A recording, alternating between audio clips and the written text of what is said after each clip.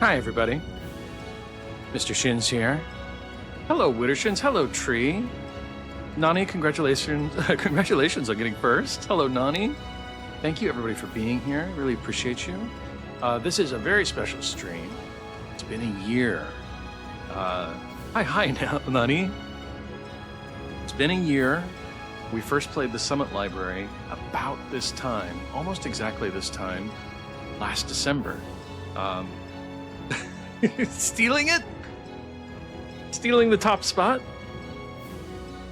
And tonight, Chapter 2 has been released.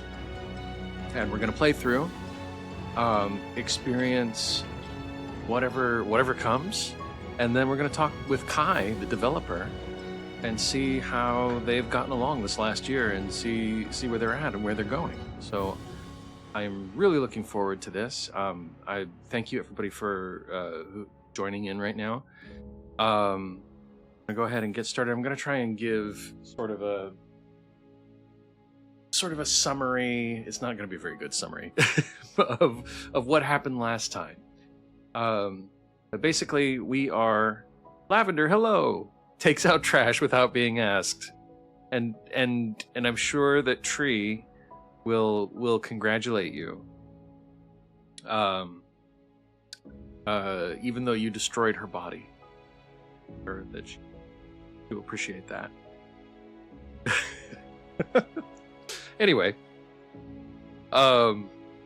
yeah. So we're a keeper, and we have been called to the Summit Library to deal with a problem with the magic. And we can't... The what face?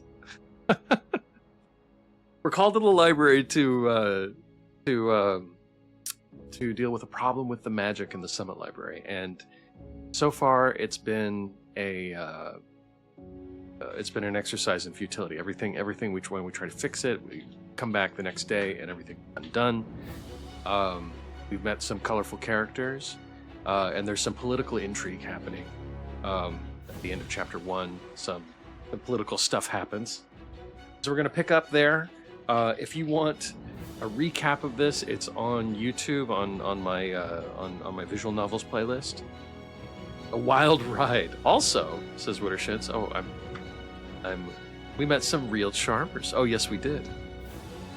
I get so many stories today. Oh yeah, Vile was playing Slay the Princess, and that was great. So, yeah, good time, good day for stories. I hope that we get to do this kind of thing more often. I'm trying to, my goal this next year is to try and arrange more, because it's so nice to just have a story time. So here we go. I'm gonna load my game. We're at the end of Chapter 1 here.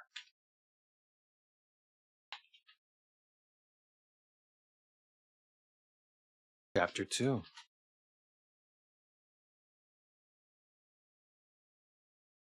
A heavy silence settles as the soldier and the Dirna face each other. Unlike before, the man is now watching Yakyar with razor-sharp attention. His hand rests lightly on the hilt of his weapon.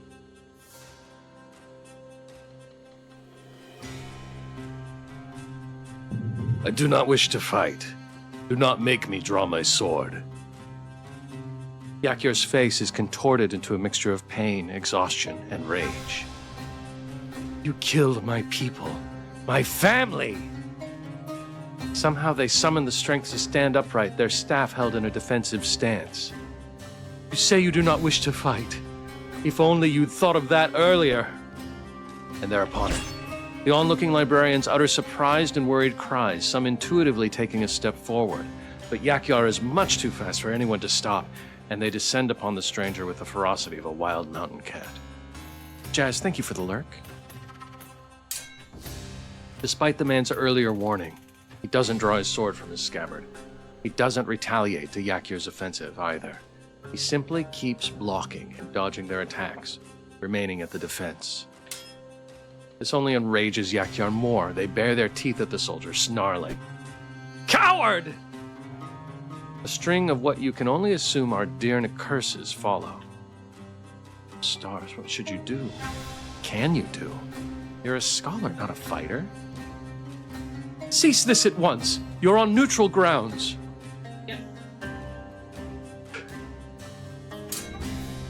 Barit has stepped forward, trying to break the two apart without getting into the range of Yakyar's vicious staff blows. Tree, thank you for shouting out, Jazz. But neither of them seem to hear her. Instead, no, it's not possible. You rub your eyes, disbelieving. But the pull of magic is unmistakable to your trained senses. Magic. Yet unlike anything you've ever seen before, it shimmers, it curls, it dances, and it's free and wild, strange. And Yakyar is the one commanding its flow. They pull it to their body, seemingly out of thin air, their tattoos aglow with power. You cannot help but be reminded of the symbols on your own arms when you work your magic. The reaction is instinctive, not logical. You know it won't be of any use to you right now, but you summon the magic to your fingertips anyway. And your heart nearly skips a beat when it bucks against you. Your skill and experience tame it to your will, but stars, this has never happened before. Tree says, I wish my tattoos were aglow with power. Soon, Tree. Soon, once you learn. I'm sure we'll get you some training. Be great. You'll be a keeper. Keeper Tree. Tree Sem. No time for that now. Yakyar's staff grazes dangerously close to the soldier's face, and you'd really prefer not to witness a bloodbath today. There must be something you can do. He says, level up my skills. Yakyar collapses to the ground and remains there, unmoving. Your feet carry you without thinking, drawn to that strange and now quickly dissipating magic. When you arrive at their side, it's completely gone. Yakyar is unconscious. Apparently the strain was too much on their body. You exhale, a mixture of worry and relief. When you look up, it's into the face of the soldier. His jaw is set, and his brow is furrowed, but he makes no attempts to get closer to you or Yakyar. Seems like he really wasn't intent on fighting at all. Oh, stars, look at this mess. Barit is by your side right away, kneeling down next to you, and Luthias appears a second later, quickly feels for Yakyar's pulse. I need people to carry them inside, now! A dark spot of blood on Yakyar's chest is spreading worryingly fast. At Luthias' call for help, librarians rush over to carry the tall Dirna inside. Barit briefly informs Luthias of the fight that just happened, and with a quick nod, he hurries inside. Should we do anything? Will they be all right? Their injuries appear grave, but Luthias is very skilled. Let's hope it's not too late. That leaves you with the imposing soldier. The last onlookers are trickling back inside, casting nervous glances over their shoulder. Hello, Heartstream. Thank you for joining. Can't blame them. You're feeling a little uneasy yourself, and not just because he towers over everyone with his tall stature. Barit, standing next to you, speaks again. You would have thought her unafraid when she addresses him, were it not for the slight tremor in her hands. Doing well, sir. Playing the Summit Library. Nice to see you. Your arrival is causing quite the uproar, as you can see. May I ask who you are and what the army is doing here? I apologize for the intrusion. My name is Thasar, but I am no longer part of the Empire's army. I merely wish for temporary sanctuary. No longer part of... What do you... Did he defect? I see. He ran away. Thasar does not contradict her. Barit's mouth is drawn into a thin, taut line as she looks past him, the blue open sky. She sighs. Well, we're not going to turn you away. These are neutral grounds, after all, though I do ask that you give us your weapons for safekeeping. I hope you understand us librarians feel a little unsettled with someone so battle-ready at our doorstep. Wordlessly, Thasar unstraps his sword. The librarian, readying their hands for the weapon, buckles under its weight before unsteadily walking off with it. Good. Thank you. Now, you look like you have some scraps and bruises of your own. We can treat you if you'd like. Please head on inside. I'll be close behind. Thasar nods and trudges off towards the entrance doors.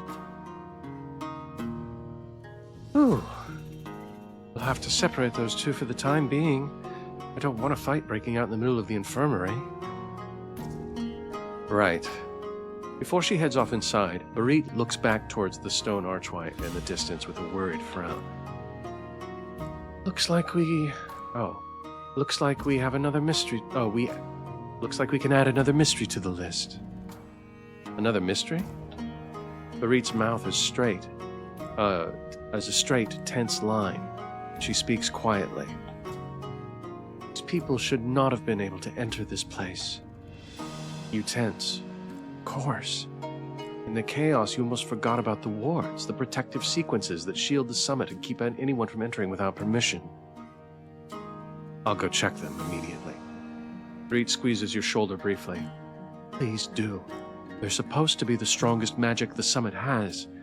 Those have failed, then Barit closes her eyes for a second. She opens them again. There's a new grim look to them. Shift, hello, nice to see you. Thank you for being here, sir. And the summit will no longer be safe. Might even have to evacuate. You nod, and immediately set off to the summit's entrance, already holding out a hand to feel for the ward systems. You believe you would have felt it if they'd been changed, but you need to be sure. You catch on to them immediately. As Barit said, these sequences are the most intricate and powerful out of everything the summit has. You trace along the seams. Not a strand is out of place. Despite the relief coursing through you, it only confuses you more. If the wards are still intact, how did Yakyar and Thasar manage to enter? Test and test again, but the wards respond smoothly. No hiccups, no anomalies. Unlike everything within the summit, these systems are untouched. How very strange. Think back to the odd buildup of magic Yakyar was able to gather somehow. That how they got in? By wielding a magic similar to yours? But then what of the soldier Thasar? How did he find the summit? Why did he come here in the first place? You walk back inside, mulling these thoughts over in your head. It's difficult to focus on your work the following days. You're not the only one. Librarians and visitors alike are anxious, curious, indignant, or a combination of all three. From the hushed whispers in the dining hall, you pick up that as soon as let me start again. From the hushed whispers in the dining hall, you pick up that as soon as Thasar's injuries were treated, it's whisked away to one of Akutai's personal chambers. Not heard or seen him since. Though Thasar denounced his connection to the army, he can't have been running for long. Still wearing his armor. Wonder how he ended up all the way here in the mountains. Very question Akutai is trying to get an answer to. Sure. Lost in thought, you round the corner and almost bump into Barit. I'm sorry. I wasn't watching where I was going. That's all right. It's his good fortune. I was looking for you. Me? Well, technically, it's Yakyar who's looking for you. They've been requesting to see you the moment they open their eyes. They did say that they needed your help. You wonder with what? I'll go pay them a visit. Thank you. I need to hurry off for now, but please let me know when you're planning on staying up overnight. Ah, she remembered. You give Barit an appreciative nod. It would have been easy for her to forget after the tumult of Yakyar and Thasar's arrival. Will do. Barit takes her leave and you set off for the infirmary. Whatever it is that Yakyar wants from you, best to get it over with sooner rather than later. Don't want to give them a reason to use that fearsome bowstaff on you. You give the open door a quiet knock as you enter.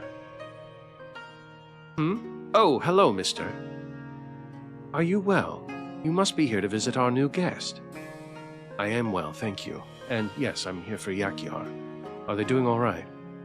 Is this the cozy game or the thirsty game? G-Machine? I think it's both. Also, hello, sir. Nice to see you. Why don't you ask them for yourself? Here. Luthias opens a door on the other side of the room. It leads you to a surprisingly large space filled with rows of sick beds. Spike Wombat, thank you for using your precious bits to enlarge that emote. Sorry, the thermostat and most of the redeems are not available tonight because we're doing a visual novel, but they will be back next time. Right up until River walks in, all bets are off. It's cozy until then. We'll see. We'll see about that. You spot Yakyar easily, and no one else is here currently, and their colorful clothes stick out against the plain bedding. I'll leave you to it then. He bows his head slightly and shuts the door as he leaves to give you some privacy. You approach Yakyar cautiously, yet curiously. Their magic, that's what it was. It's preoccupied your thoughts. The memory of its sensation so strange you're half convinced you must have dreamt it up. Yakyar has spotted you the moment you and Luthias walked into the room and waits patiently for you to approach. Their chest has been covered with clean bandages. Though they sport quite the number of cuts and bruises, there don't appear to be any other major injuries. Ah, hello. I hope you're well after yesterday. I was told you called for me. You said you needed help. I did indeed. Unlike yesterday, Yakyar is calm and their tone is even. The difference is striking. Thank you for coming. Did I introduce myself to you already? I am Yakyar. You did, but, well, a lot happened. I'm Mr. I can't pronounce that. I'll try. Injil Salke. May skies keep you. You return their greeting in Deern with a universal one hand placed on your chest and a bow of the head. So, what is it that you need help with? Yakyar reaches down next to their bedside, but halts with a grunt of pain, punching their eyes shut momentarily. Leave them to it? Get that what they're trying to pick up? Offer help. I don't want to offend them, but they are hurt. They were obviously very hurt. Just gonna grab it. You walk around their sickbed and reach down. You find a very tattered-looking tome. This must be what Yakyar was clutching to their chest when they arrived on the doorstep of the summit. Yakyar exhales and offers you a small smile of relief. Just have to know, look at their arms. Oh my god. Anyway.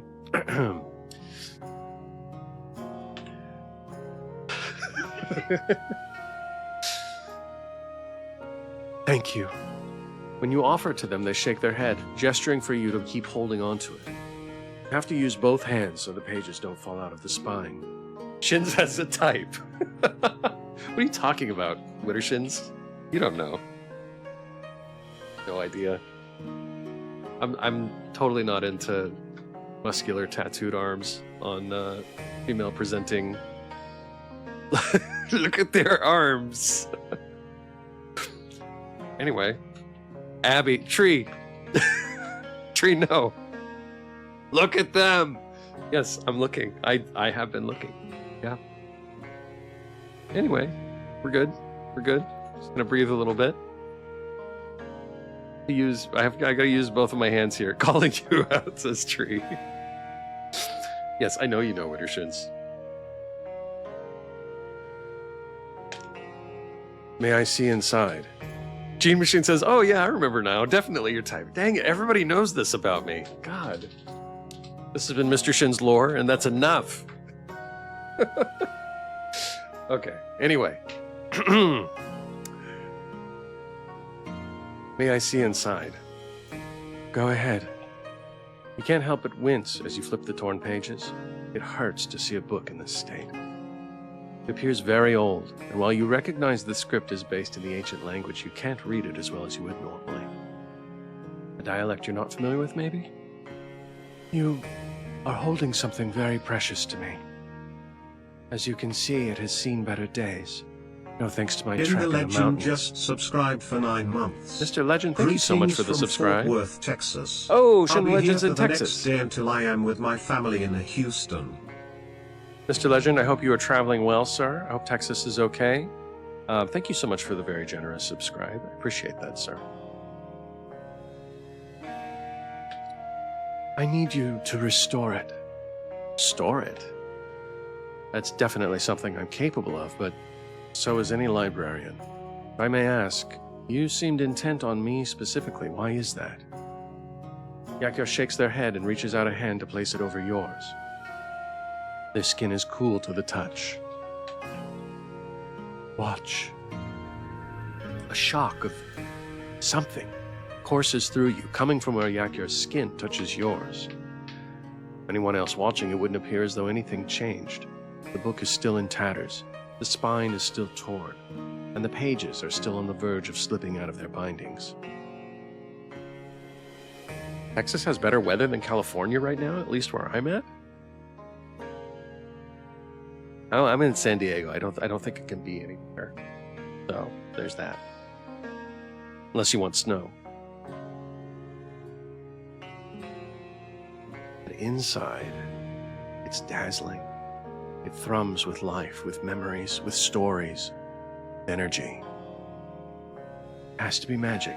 Has to be somehow, but it's so different to everything you know.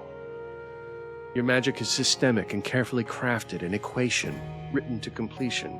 This tome and Yakyar, something that moves on its own and that doesn't seem to be fully tied down to any set of rules.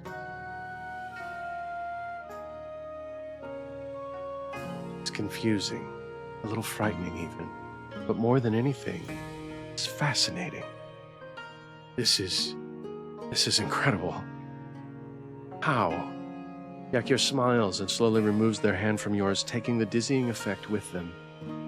You're beginning to guess why it has to be you.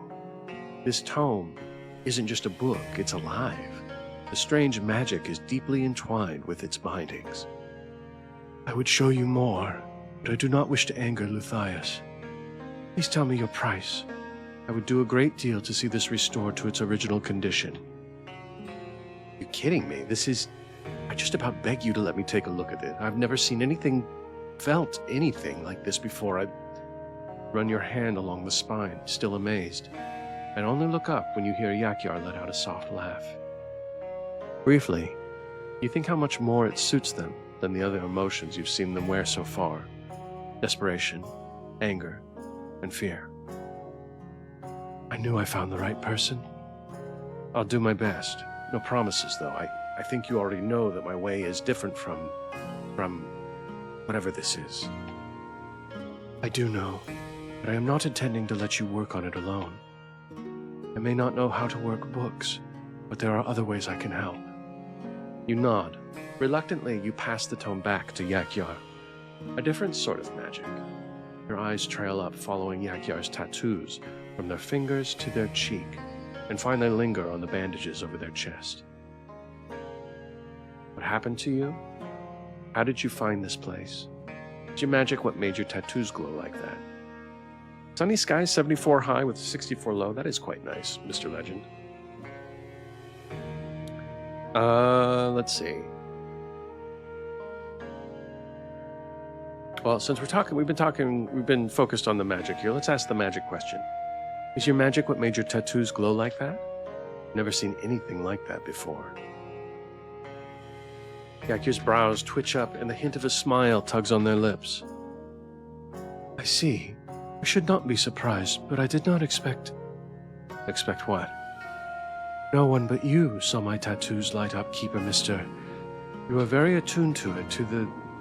What is the name you use? Acna energy? Acna energy. Wait, what? What do you mean no one but me? I will show you in time, when I am stronger. A hell of a cliffhanger to leave you on, but you're not about to force someone in a sickbed to push themselves over them. What happened to you?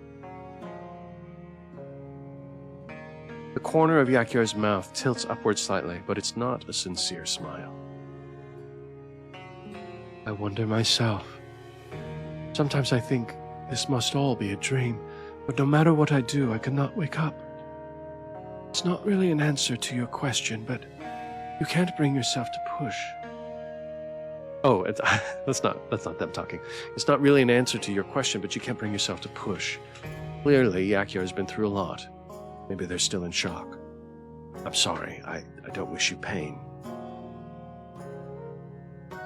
That makes you one of few. How did you find this place? Let us say I did not really have much of a choice in the matter. But fate gave me an opportunity anyway. Choice in the matter? But this place is protected. Not just anyone can come in. I am sorry, but I do not remember much from the trek. I was in a lot of pain and trying to outrun my pursuers. Pursuers, huh? Still seems a bit of a coincidence. Yakyar just happened to find the summit after wandering about in the mountains. Are they being truthful with you? It's hard to tell. I should let you rest. You still have about 1,000,000 questions, but when you look to Yakyar again, they appear exhausted. I'm sorry. I must be tiring you out. Not at all. My injuries still hurt, but the loneliness is worse. You're not quite sure what to say to that. From their tone, you gather Yakyar isn't referring to being cooped up in the infirmary. We can talk more later, if you want. Yakyar leans back against the headboard slowly, mindful of the bandages around their chest. Their skin looks paler than it did when you first walked in. Yes, we talk more later. You bow your head, goodbye, and exit the room. When you step back into the infirmary, Luthius looks up from his newspaper. From his paperwork in his newspaper. He's reading the New York Times. Everything go all right in there? Oh yes, we talked for a little bit. Yakyar seemed tired, so... Luthius nods, leaning back into his chair with a sigh. Their body is strong, but they're underestimating their injuries. Did you know they tried to leave their sickbed? Twice! Found them slumped over a bed halfway across to a window. So, we have about 1 minute before the first ad break. So I'm going to go ahead and pause it here. We're going to go ahead and take a quick break. Sorry to anybody that is behind the commercial wall, but I will see you in 180 seconds. Welcome back, everybody.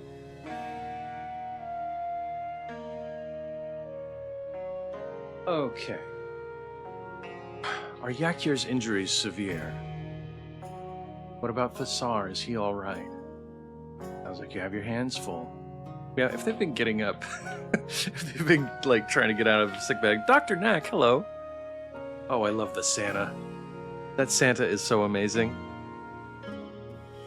It's Nani's Santa. Everybody should subscribe to Nani so you can get that Santa emote. For no other reason. If for no other reason. Santa emote. Black, hello. I love it. Okay, so Yakyar's been getting out of bed. She has severe injury, so I'm gonna say this. Here comes Nani Claus. Sounds like you have your hands full. Nias gestures to the paperwork before him with a wry smile. I'm afraid my hands are never quite as empty as I'd like them to be. Want to trade? Ah, that's my cue to get back to work. You chuckle. Better the devil you know than the devil you don't, you understand? You understand. Oh. Are Yakyar's injuries severe? It seems like a silly question. They're obviously severe, but let's ask anyway. Their chest wound was quite deep, and they lost a lot of blood.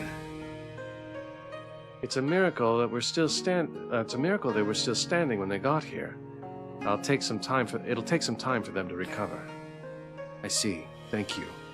I'm sure that without you, they might not have made it at all. Just doing my job. What about the Tsar? Is he all right? Oh, the soldier? He's fine. Some minor injuries, but nothing serious. Not sure where he is right now, though. Barit thought it prudent to keep these two apart, and then Akutai Sem took him. Right, probably for the best. What you've seen, you're guessing Yakyar would not be above trying to murder Thasar from their sickbed. I'll take my leave, then. Matthias holds up a hand in goodbye, and you close the door to the infirmary behind you with a click.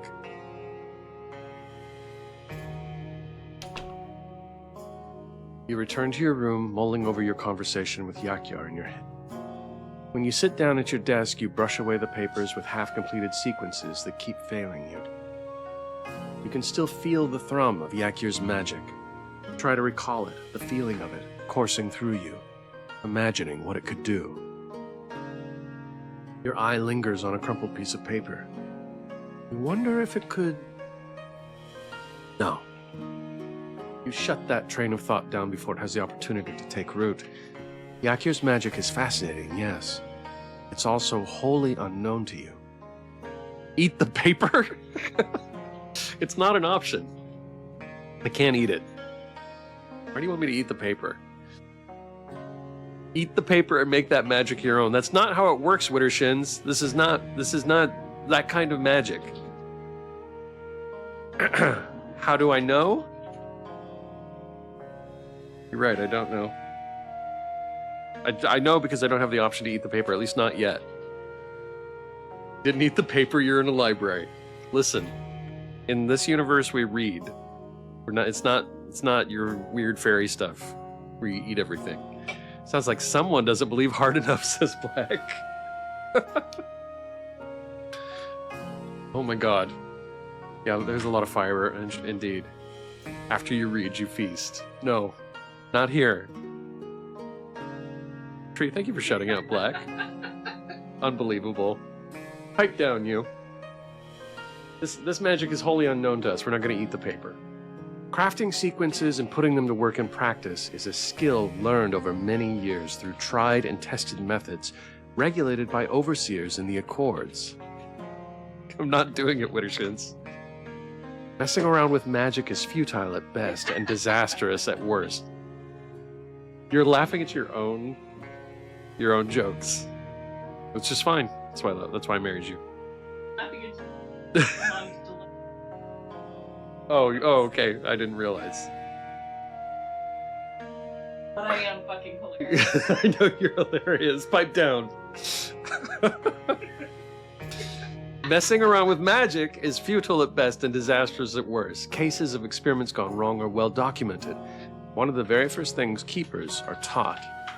Magic is, above anything else, a serious business. Which is why we don't eat it. Wittershins, and fun all the time. However, there's no harm in poring over the few scrolls in Deern that you were able to find, is there? You were right. It does have roots in the ancient language. Verbs largely follow the same kind of inflection, but you pick up a pattern of outliers with the intransitive verb. Ugh. I wish Darin Sem was here. They're fluent in the ancient tongue, not to mention very well read. That they could crack the code easily. It is not like Pop Rocks. You look at their letter lying on top of another pile of books that has rapidly grown higher during your stay in the summit. You want to talk to them, hear their voice. But writing them again will have to wait. You have a job to do. You push away from your desk to spend the rest of the day in the Keeper's chambers, constructing and reconstructing more of the sequences that the Summit's magic keeps rejecting. Sidebar, I love the linguistics examination of this. Very cool. Let's still eat it, though. It is very cool. I think when I was...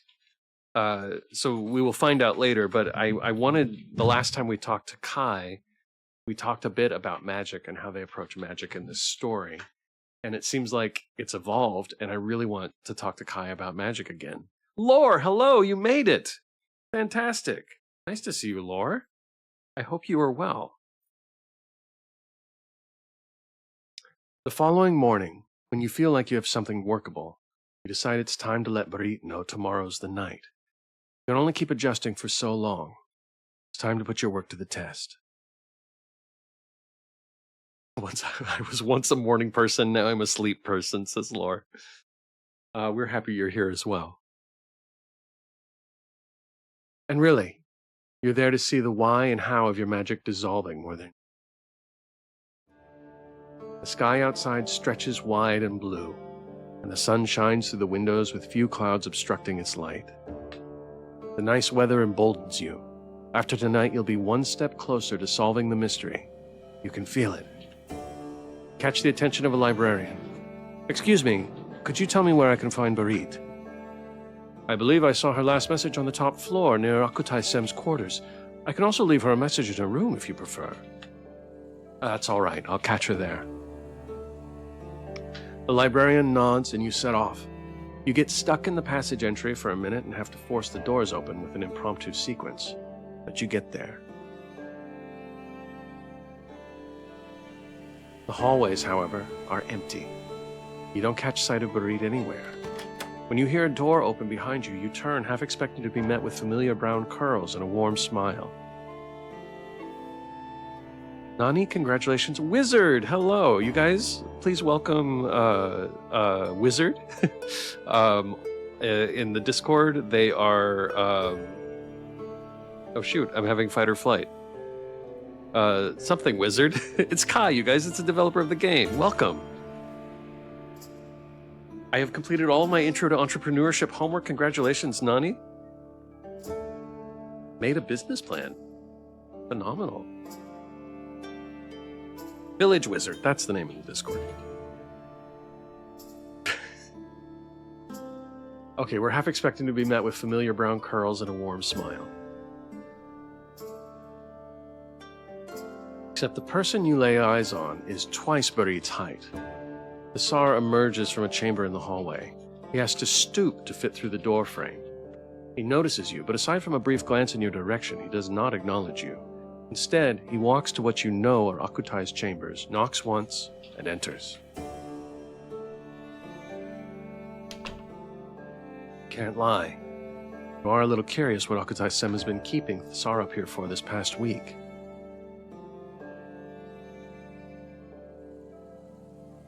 Nani says I could finally go to sleepies. Nani, if you're going to go to sleep, thank you so much for being here. Appreciate you. I hope you sleep well. Eavesdrop or let it be? Will we get caught? I'm a guest here. I think I have some leeway. I can pretend that I'm lost. You're all incredible. I hope to see you all again soon. Your storytelling is majestic. No, Nani, that's so kind. Thank you. Sleep well. Congratulations on getting your stuff done. Haha, sneaky, sneaky. Convince the library that you are yourself a book. Okay, yeah, we're gonna eavesdrop. I feel like I can get away with this. Achievement unlocked, Curious Cat. So something I want to point out, the game now has achievements and it's very satisfying. You get a rush of, an endorphin rush when you unlock something. It's pretty cool. Your curiosity gets the better of you and you press your ear against the door. The voices are muffled. Some words are lost here and there. You squeeze your eyes shut to better concentrate on the sound. Else can be said, I do not wish to get swept up in eternal military conflict. I understand. If trouble arrives at your doorstep because of me, I will leave willingly. A brief silence. Your ears strain to pick up any sound. I am bound to the laws of the library, and so I cannot turn you away. Give me a reason, and I will. I will. Keep that in mind, Zedison. The next pause has you frowning. Are they done talking now? Lore says, I would never suggest you do something I wouldn't do. Of course not. You have mere seconds to... Oh, I think I missed it's that part. Let's go back one. Are they done talking? Oh, no, I didn't miss anything. You have mere seconds to hurry away from the door when heavy footfalls come closer. Look up into Thasar's surprised face. Hello, is Breed here? Thasar wordlessly takes a step aside, assuming you mean to address Akutai-sen. Shin-sen, what brings you here? I was looking for Breed. Has she passed by here? She has. I believe you'll find her on the 3rd floor. Thank you, Zedith-sen. You bid her goodbye with a polite nod of the head and turn to walk down the hallway. Thasar hasn't left yet. He's squinting at the nearest map panel with a furrowed brow. Gosh, every single character is so lovely.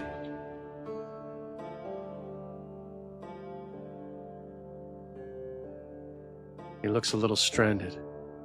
You'd feel bad if you left him to his own devices, and for all his intimidating bulk, he's been nothing but peacefully cooperative. Wouldn't try to kill you for talking to him, right?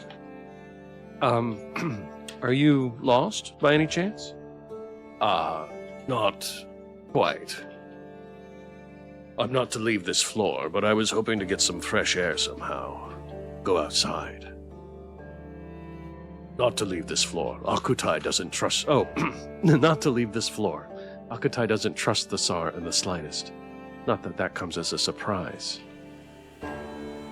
Wittershin says, fun fact for newcomers to the Summit Library, Wizard not only writes their game, but also does all the art, the GUI, the character sprites, the backgrounds, yes, everything.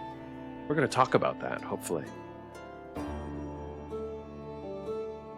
They are prolific and have several games available on itch.io. Oh, and if you guys notice, there is a link at the top of the chat that will take you directly to the itch page for this game, and you can find their other games there too.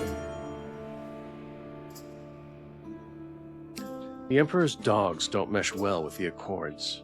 But Thasar isn't part of the military anymore, right? You have to admit you're a little curious about this quiet, downtrodden-looking behemoth of a man. What about the High Tower? It's technically not on this floor. And where is the High Tower? Thasar speaks quietly and respectfully. Well-trained, you think absent-mindedly.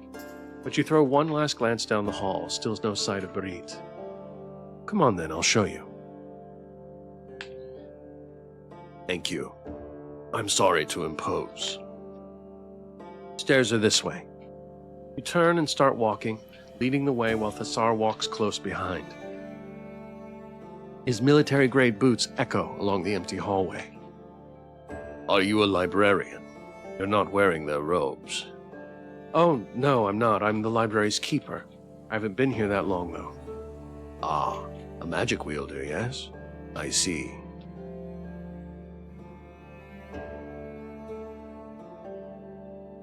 When you reach the staircase leading up to the High Tower, you inform Thasar somewhat regretfully that you're going to have to take the trip with him. All your time spent on the magic systems that keep the summit running has gotten you very familiar with what kind of security sequences are being used and where. You know that if you sent Thasar up there by himself, all he'd find is a closed door. For safety reasons, you imagine, though when you start climbing the stone stairs, you wonder why anyone on Earth would want to go up there. It doesn't take long until you're breathing hard and feeling warmer with every step. All the while, Thasar hasn't broken a sweat. Must be nice to have a soldier's endurance. You have to take a break when you reach the top, hands resting on your knees while you gulp for air. Your time at the summit had better give you incredible stamina for what you're putting yourself through here. Is this it? You nod, wipe the sweat from your forehead, and hold up your disc to the panel on the wall. Without waiting for you, Thasar pushes the door open, steps outside onto the platform of the High Tower. Follow, closing the door behind you. The mountain wind immediately whips around your face. This high up, the air is cold, especially compared to the regulated temperatures inside the summit walls that keep you from freezing. Your skin prickles from the sudden change and you shiver, the cooling sweat on your skin leaving goosebumps in its wake. The view is stunning, though. The harsh, jagged edges of the torn mountains against the wide blue sky shape a beautiful contrast. It's quiet here, too, save for the lone cry of a mountain bird every now and then. The Tsar leans his hands on the balustrade. You hear him exhale, and when you shuffle a couple of steps closer, you see some of his tension in his shoulders drop away. Feel better? Much. Thank you. You study Thasar's face for a moment. His skin is weather-worn and shows, just like the streaks of silver in his hair and beard. Signs of aging. But it is otherwise unmarred by scars with strong, ruggedly handsome features. You think you catch hints of a modern accent, but you're not totally sure. It wouldn't be strange for him to have traveled around a fair bit. Spending time in other regions is certain to muddy your pronunciation. How are your injuries coming along? Why are you being kept up here? What happened between you and Yakyar? Am I bothering you? I can leave you alone if you like. Cool, thank you for the power lurk. Copyright File Council. This is the burning question. Looking is free. What happened between you and Yakyar? I really want to know. Yakyar. The Dirna that attacked you when you both got here. Yakyar said that, didn't they? That Thasar killed their people, their family? That's not something you accuse someone of lightly. Ah. I am afraid I do not know exactly. I do not remember their face, but then I have fought many Dirna. Kind of sounded like a personal grudge, though. But at least it doesn't seem like Thasar was the one who gave Yakyar that chest injury. Well, then why are you being kept up here, other than Yakyar wanting to kill you? The crease between Thasar's eyebrows deepens, and he gives you a curious look. You are not afraid. Oh, I'm not afraid? I know magic. How could I be afraid? I do magic, guy. Well, yes, of course I am. Are you something to be afraid of? That seems like a decent question. Maybe I should be afraid.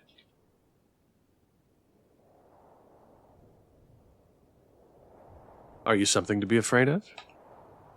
I am. I was. The Thasar doesn't sound so sure. There's a lilt in his voice that almost frames his answer as a question, one that makes him frown again.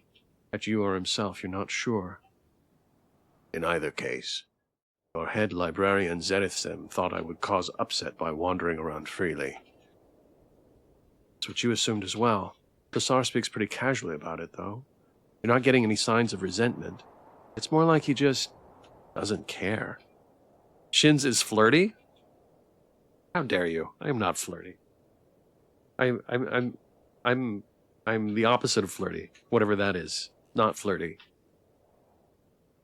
Oh, Shins is flirting. Shameless. He was fixated on Yakyar's arms just 20 minutes ago. That's not fair. Fine. But have you seen her arms? Their arms? That's unfair. I don't know. Fine. There's nothing wrong with Yakyar's arms. She's got you there. He doesn't even care. I know your type, lad. To be fair, Yakyar's arms are there to turn people speechless. Wizard, you did it. I had a moment. A moment that everybody called out, and I'm embarrassed. Fine. Okay. How are your injuries coming along? Didn't seem like he had any, but we'll ask the question anyway. Turned him speechless and then turned him rambly. Yep. Pretty sure he blushed. I may have, when I got called out, at least. Oh, I'm fine. My wounds were not deep. Your healer is good at his job. The Tsar doesn't appear to be in any lingering discomfort, so you'll have to take him on his word. Don't recall Yakyar being able to get a hit on him, so whatever injuries he still had must have been from before his arrival at the summit. You wonder not for the first time what happened to him. Am I bothering you? I can leave you alone if you like. Basar exhales again, his blue eyes reflecting the sky above you. No, I've been alone for a long time. It's not bad, company like this. Just unfamiliar.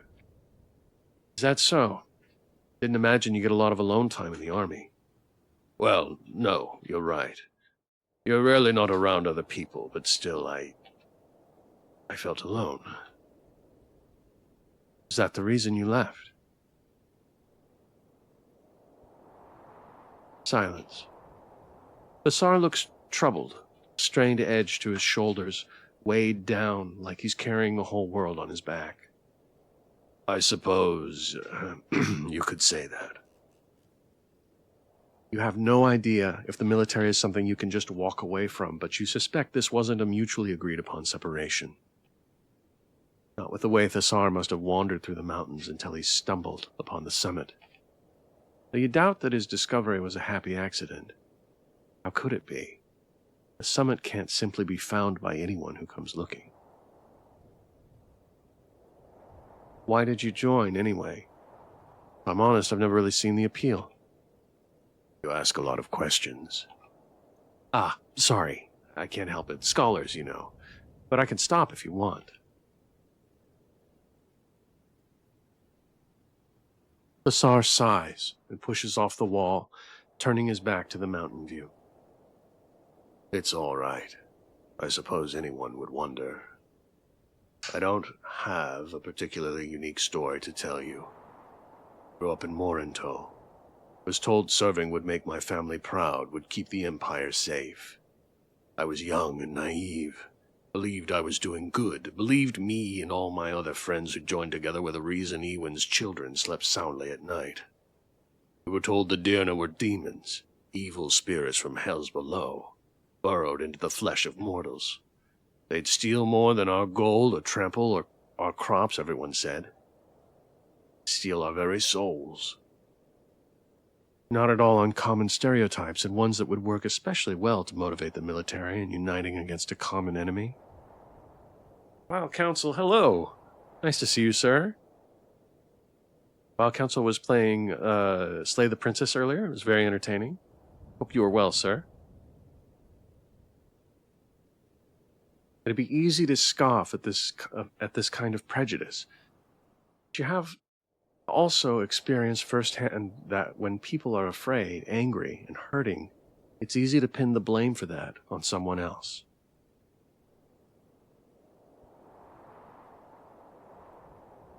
Especially if that someone is already mistrusted at best and outright hated at worst. Tree, thank you for shouting out Vile. Vile, thank you for the Squall Hydrate emote. You didn't seem afraid of the Dirna who arrived here at the same time as you, though. Of someone who's supposedly a demon. Asar makes a low, affirmative sound in his throat. My soul is forfeit. I'll be dragged down into the abyss anyway. Doesn't matter if a demon gets me now or later. Do you really believe that? That the Dirna are demons?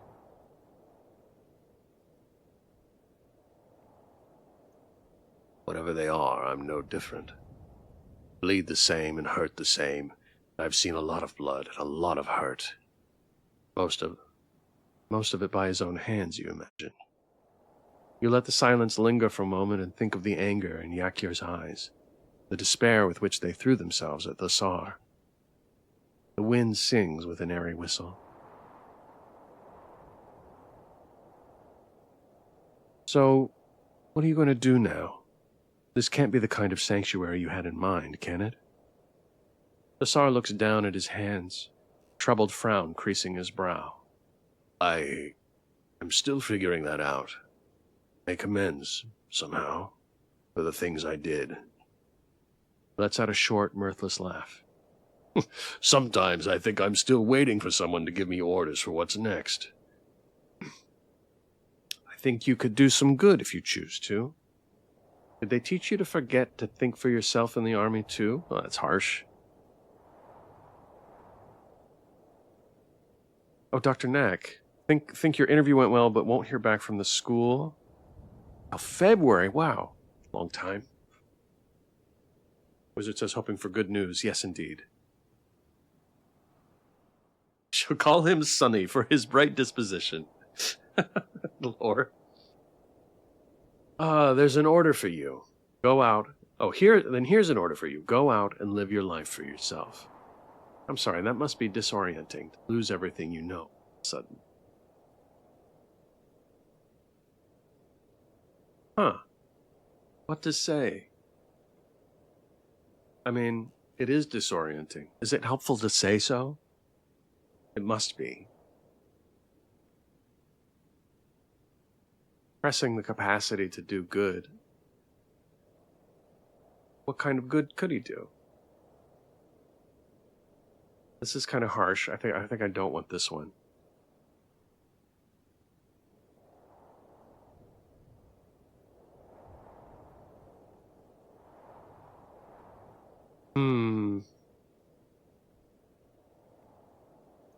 He wants an order. Let's give him an order. It's kind of fun. And then here's an order for you. Go out and live your life for yourself. I'd say that as long as you don't hurt anyone, you're good to go. One corner of Thasar's mouth lifts a little. The first attempt at a smile you've witnessed from him. A tall order, but I will try. Well, whatever you end up doing, you always have choices.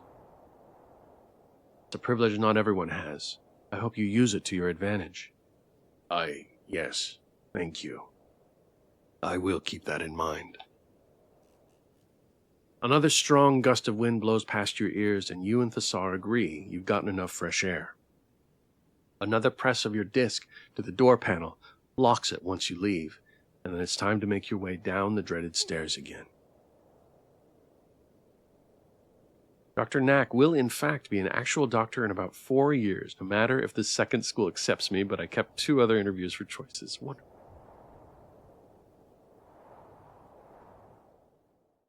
Unexpectedly, Thasar waits for you at the bottom. You don't think he's trying to mock you or show off, but it's a tempting thought when you arrive several minutes after he does, flushed and out of breath. You lean against the railing while you catch your breath and look up at him with an encouraging raise of your eyebrows. Vile Council gifted a Tier 1 subscription to Knick-Knack. Wow, Council, thank you so much for gifting a sub to Dr. Knack. Appreciate that very much. Can I get another shout out for Vile Council, please? That's very kind. Thank you, sir. Thasar opens his mouth, closes it again, and looks away, frowning. Tree, thank you for shouting out Vile. Thank you. Be well. And off he goes. Get the feeling that's not what he really wanted to say, but who knows what's going on through his mind. Mr. Atari Jaguar, hello. Nice to see you, sir. Maybe you gave him something to think about. When you feel like your breath is slowed enough to push you off the railing. Oh, no. I totally misread that. When you feel like your breath is slowed enough, you push off the railing. You're about to set off in search of Barit again, like you originally intended. You manage to take exactly 2 steps before staggering back against the stone wall. Tree, thank you for shouting out Atari. Oh, your head feels all fuzzy again. You press the heels of your palms to your eyes and breathe through it. Clearly, you are not getting enough exercise, for those stairs were enough to be dizzy. You resolve to take more walks during your work hours. You end up having to leave a note for Barit after all. She really wasn't kidding when she told you there are about 10 crises a day. If anyone is getting their exercise in, it's her. She sends word back with confirmation that she'll be there tomorrow, that she's afraid she won't have time until midnight. It's fine with you. Think you'll manage to stay awake until then? You've got plenty to keep yourself busy with. Those records you took from Ayas. Your fight with him hasn't quite left your mind, and you've been meaning to inspect the books more closely. There's 2 of them, both from the Vermilion branch. Just plain old administrative records. Flip through the pages. Reading the supplemental notes helps put the unfamiliar equipment in context.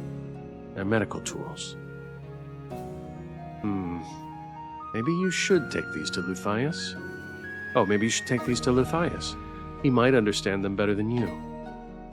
One thing is odd, though. All the annotations are written in the ancient language. It's not really something many people use outside of the Accord's use. Medical records are generally written in the common Eowyn tongue, so the information is easily accessible to anyone. Flip another page. A note flutters out as you do, but before you can bend down to grab it, another hand is already reaching down. The hand is attached to a sleeve made of fine, dark purple fabric. Your eyes follow up the person's arm, but you believe you already know who it is. River extends the note to you, and you take it with a soft thanks, tucking it back into the record. Prone to losing things, are you? I didn't lose it. It was right in front of me. Say I'm unlucky, but I get to see you because of it, don't I? Oh, hello, says Lore. And you're prone to finding things that aren't yours. Not usually. Maybe you just bring out the worst in me. All according to plan, says Lore. I like this one. You're prone to finding things that aren't yours, because he took my stuff. In the first chapter, he took our stuff.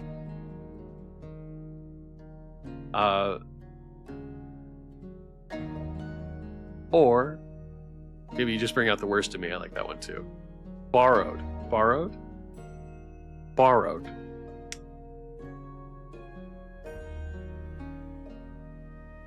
You're prone to finding things that aren't yours. He borrowed it. It's true. There's not enough bite to your tone for it to be an insult, but River's mouth twists thoughtfully as they lean their hip against the table you're sat at. Am I a nuisance? I meant only to be of help, I promise you. A pang of guilt twists your sides. What are you accusing him of exactly? Helpfully returning your things to you? Whoops. We got it back. I know. No, I didn't mean... I was trying to be clever. God damn it. No, I didn't mean... I apologize. That came out more harshly than I intended. All forgiven. River's eyes slide to the records you're reading. Some late-night reading before turning in? Not quite. I'm working through the night, and I'm waiting for something. River tuts, brows drawing together in a show of sympathy. Work robs even you of sleep, hmm? Take it from me, darling, as someone who's had more than their fair share of late nights. They'll pay for it later somehow. Rest is important. It's all right. Every once in a while like this isn't so bad. And Brit will keep me company besides. Ah, that head librarian, yes? I can't say I'm not a little jealous someone else gets to spend the night with you instead of me. But I suppose needs must. What? Hey, you're twisting my words. Am I? I've noticed you're in demand at the moment. I'm just trying to make sure I get put on the list. In demand? That Dirna Yakyar was pretty set on speaking with you. How did you know? River smiles, but you're not sure if you should feel flattered or unnerved by the fact that he's been keeping such a close eye on you. Light from the table lamp throws strange shadows over his features, and for a moment, you're not quite sure of his expression. I was rather curious about our new guests, so I went to speak with them.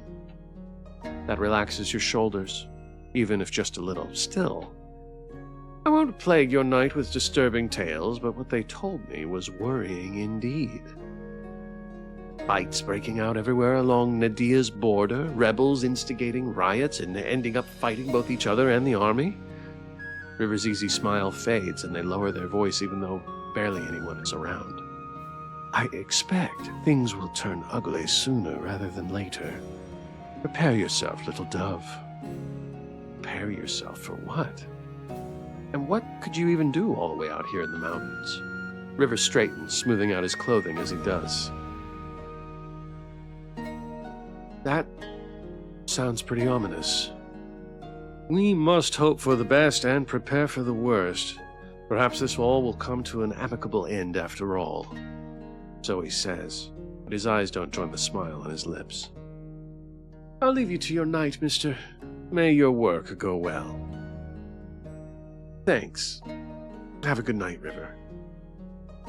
River gives you a nod and exits the study hall. You watch them go until the shadows swallow them. They know more than they're letting on. That much is clear. Things are getting worse in Nadia. Would they have a part in that as someone involved in politics? Unease settles into your stomach as you look back at your records.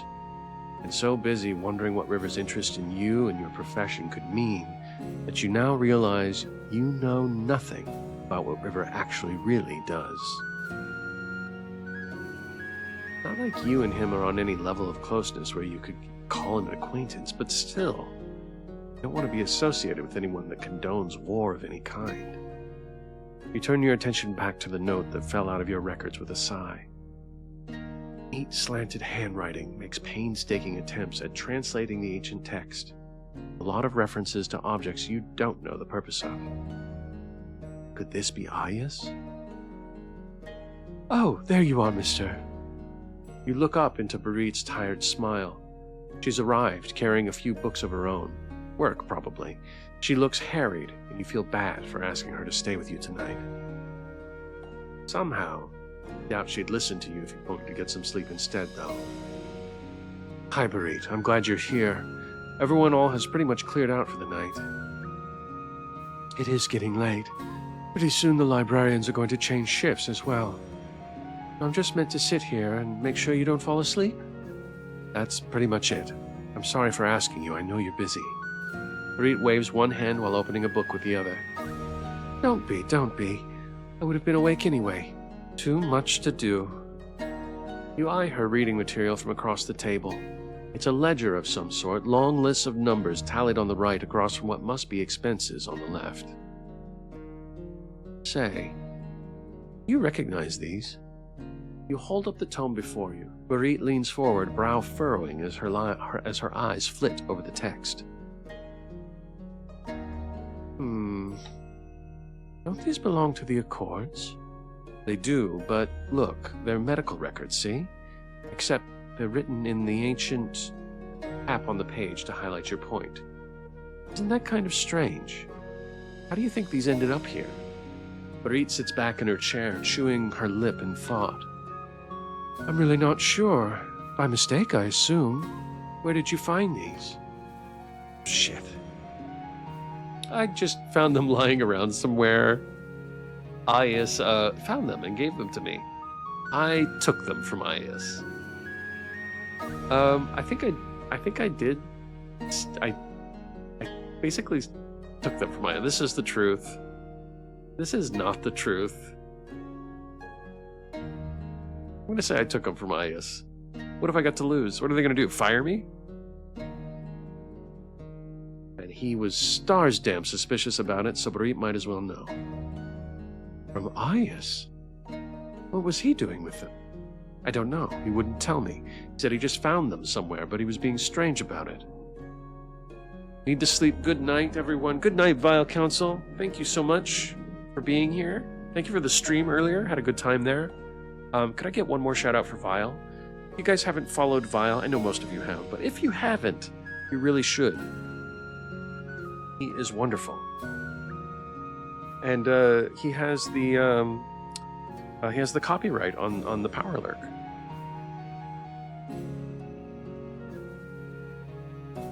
I don't know. He wouldn't tell me. He said he just found them somewhere, but he was being strange about it. We argued about it, but I took them with me in the end. Tree, thank you for shouting out Vile. Stars, that boy, arguing again. I worry about him. In any case, no, I haven't seen these records before. They definitely belong in the main quarters, though. You want me to deal with it? Oh no, I got it. The half-truth sinks uneasily in your stomach, especially so when Barit gives you a relieved smile. You thought Megami had a command for the power lurk. I should add it, but I don't want to steal from Vilecount. I feel like that feels like stealing. Should have it. I will add it. With Vile's permission, I will add it.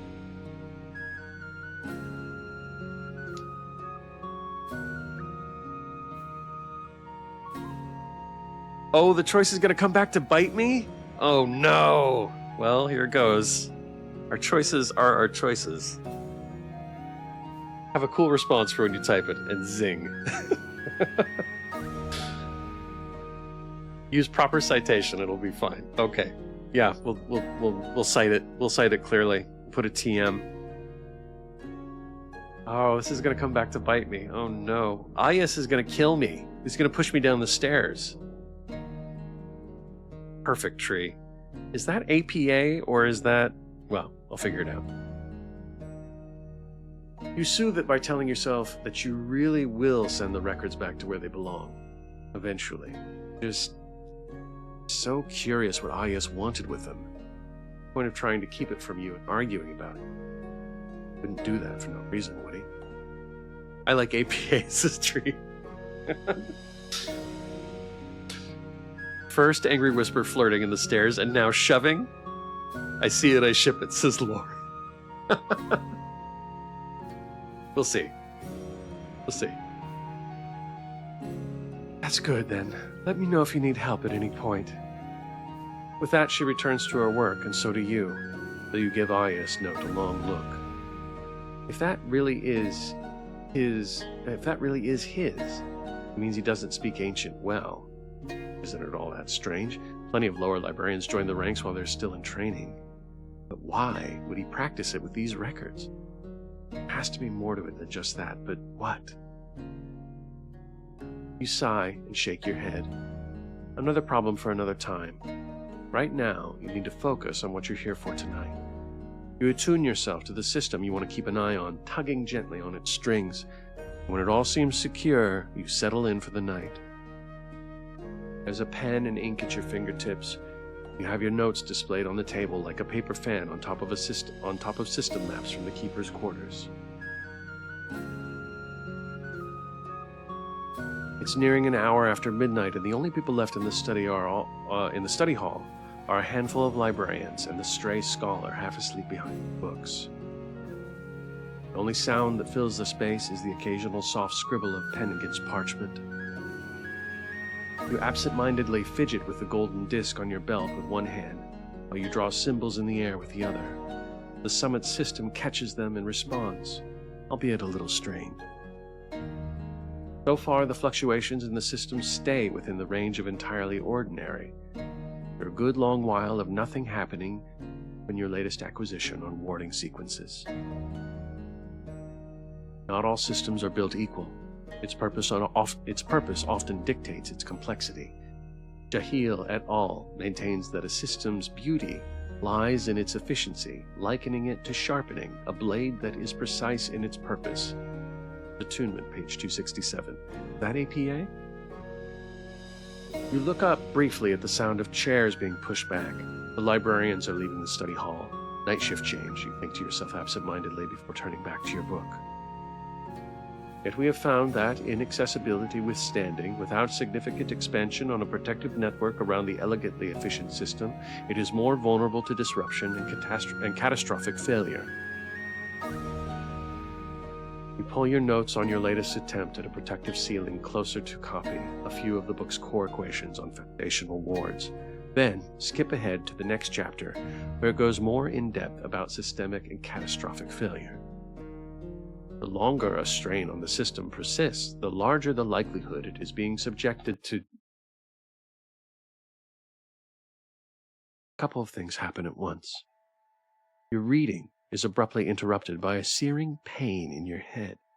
Someone's pressing down hard on every part of your skull, while also stabbing it repeatedly with a knife. Following this, you break out into cold sweat, and your hands tremble. Shoot up to instinctively clutch at your head. Previously carefully crafted sequences go haywire. Stumble upright out of your chair and vaguely register Barit calling out your name in alarm. What's happening? What's happening? You reach out, bewildered and panicked, and the system reaches back with such force it seizes you by the throat and tries to drown you along with it. Catastrophic failure.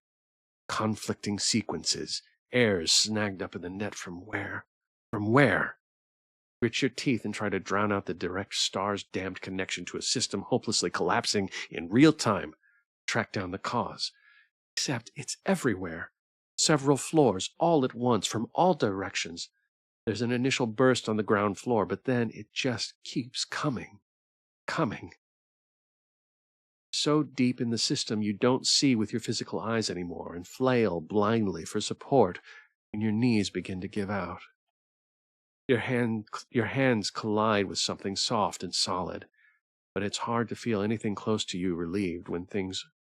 it's hard to feel anything close to relieved when things are going dark and fuzzy in your head. In one last desperate move, you attempt to cold cut yourself from the system entirely, sever the connection with an emergency extraction.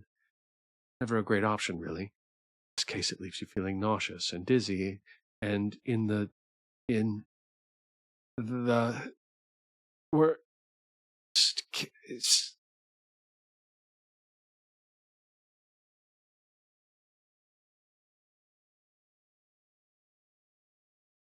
feel very, very heavy. Your eyelids won't quite cooperate. You try to move your head, you grimace. Ow.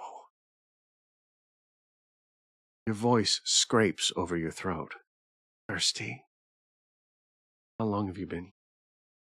It's still dark, so it can't have been more than a few hours. Slowly, push yourself upright to light the oil lamp on the nightstand next to your bed. Well, that was just as intense as I recall it, says Lord. Good deal.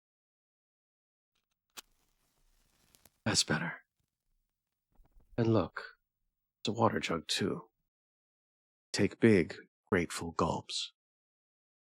The oil lamp only throws light so far, but you're pretty sure you're the only one here.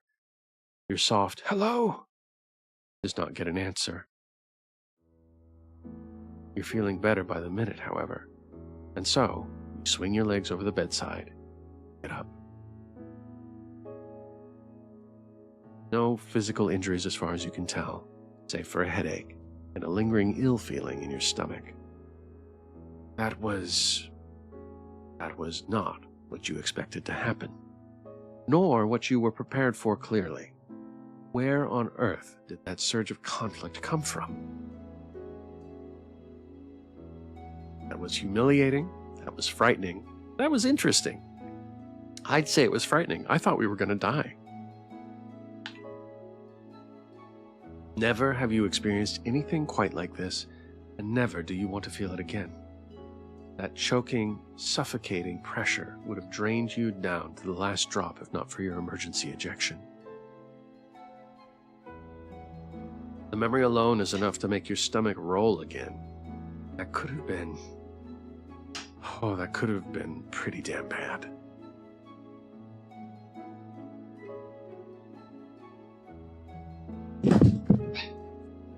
You want to knock over the microphone, Wittershins? I'm gonna knock over everything. You stagger only a little when you push open the door leading to Lithias's main workspace. This, too, you find empty. Ideally, you'd find Barit and ask her what happened from her perspective. Now it's still fresh in her mind. But odds are she's gone to bed after delivering you here, and honestly, you should probably do the same. Except, even though you must only have slept for an hour or two at most, wide awake. Maybe a walk in the gardens will help you calm down. The cool, fresh night air does wonders for settling your stomach. The moon is 3/4 full, and with only a few clouds drifting by every now and again, you see well enough around. Now you notice, get closer to the fountain, not the only one who's come out for some air tonight. Yakyar has seated themselves on the stone path. Arms resting on the fountain's edge. One of their hands idly traces patterns in the water, making... Did you say, oh my god? One of their hands idly traces patterns in the water, making little waves.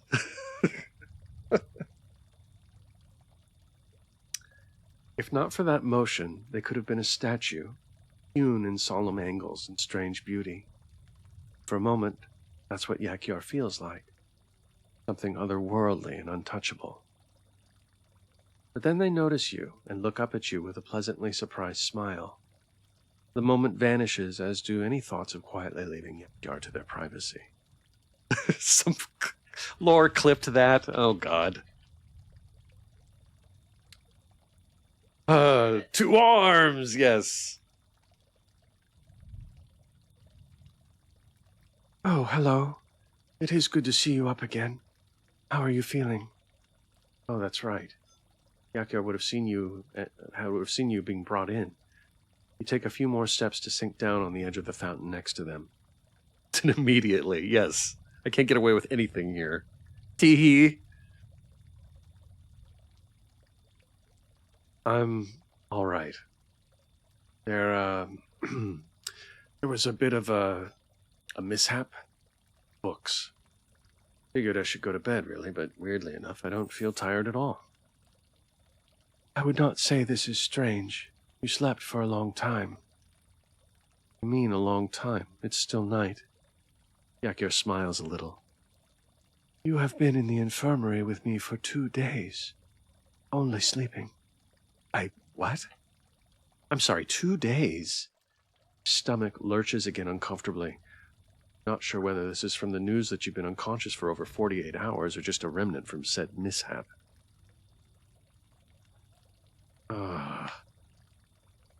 Slump a little, hand pressed to your stomach.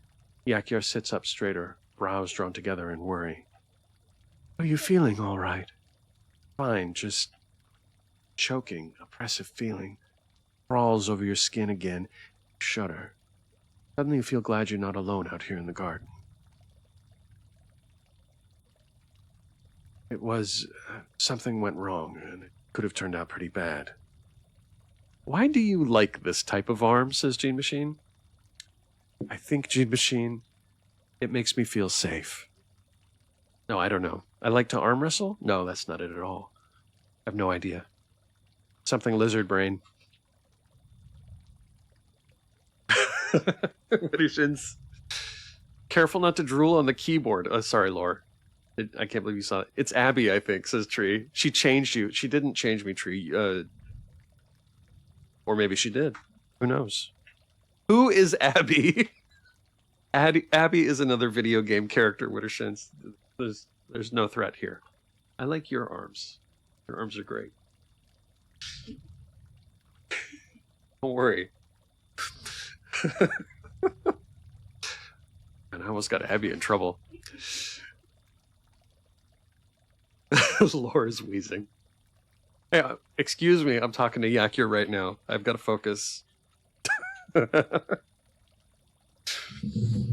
Okay. I'll post Abby in the Discord. Oh, Tree. Okay. You do what you gotta. I'm gonna challenge Abby to an arm wrestling match. I would like to see that. Anyway. I was afraid. Still am, if I'm honest. Don't understand what happened, and that scares me. I know magic doesn't make total sense to us yet, but this just felt wrong. Yakyar lets out a soft, thoughtful hum. You would like to see this, says G-Machine. We're only looking, says Lore. Yes, Lore, exactly. Magic is a wild thing. It will let you swim in its waters. But you must be careful not to drown. You let that kernel of truth sit with you for a little while. While whatever Yakyar wields is different, it's clear they understand exactly what you're talking about. I'm betting on Wittershins too. Me too, Lore. Putting a 10 on Wittershins, absolutely. That's strangely comforting in a place where everyone regards your abilities with awe, curiosity, intimidation, or simply sees it as a tool. Speaking of magic, What you do really is something. I had no idea something like this even existed. Oh, but it does. Even in you. In me? Yakir's eyes drift back to the water surface. So we have an ad break. Just a few minutes out. I'm going to go ahead and run it now before Yakir tells us any more about magic. Sorry to anybody behind the commercial wall, but I will see you in 80 seconds. Welcome back, everybody. Okay. Yakir was just going to tell us a little bit about magic while we try and concentrate on what she is saying and not on her tattoo that it looks like the ocean, but under the ocean there's like stars. Anyway.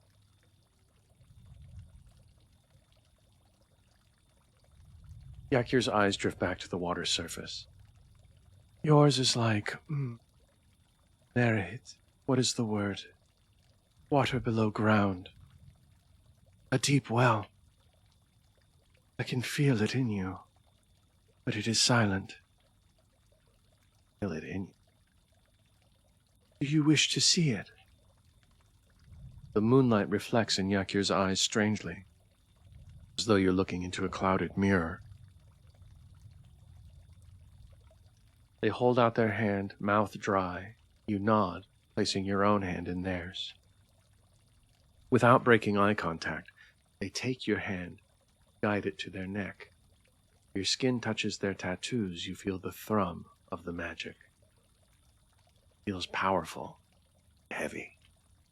Yakir's gaze is locked onto you, their slender fingers wrapping around your wrist. Faintly, feel their heartbeat. And what is it you pay?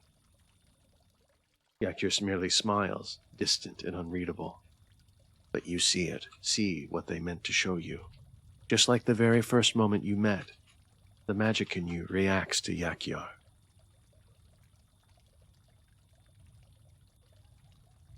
It buzzes, restless, reaching out and retracting, and it's at the same time. It's a strange sensation, but one you're inexplicably drawn towards. After a few heartbeats, Yakir lets go of your hand and you retract it slowly.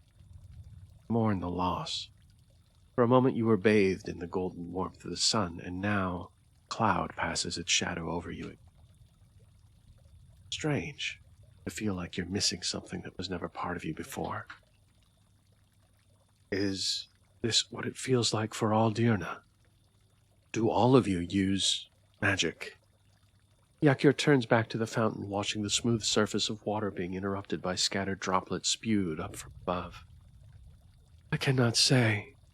What you call magic is different for us. We believe we all come from the same place, formed by stars long ago, existing as fragments of one whole. We feel each other's sorrow, celebrate each other's joy. This is magic.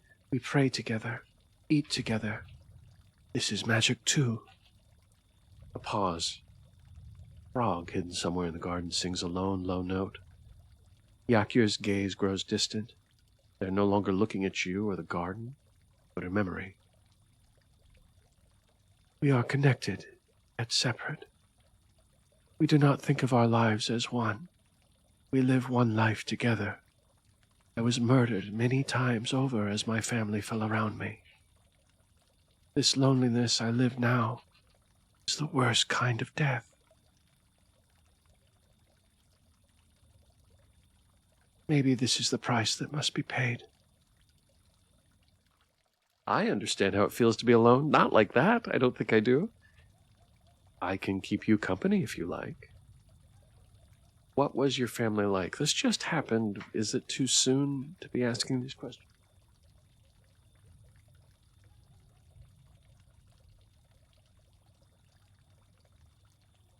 I think it's nice to offer to keep company. Hello, Bomb Chew.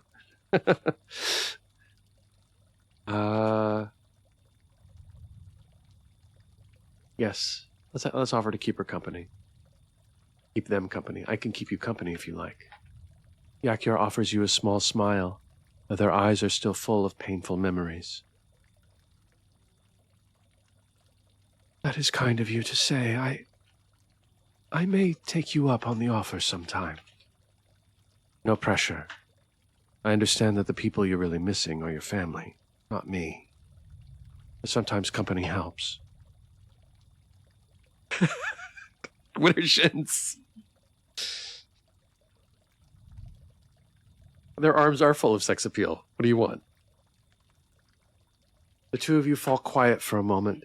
Yakyar, lost in thought, runs their fingers through the water of the fountain, back and forth. The moonlight shimmers on the surface and ripples. Of course I was thinking it. You were all thinking it. Wasn't just me. No, you were thinking it. I want to help you. Our eyes full of grief, arms full of bounce. Stop it.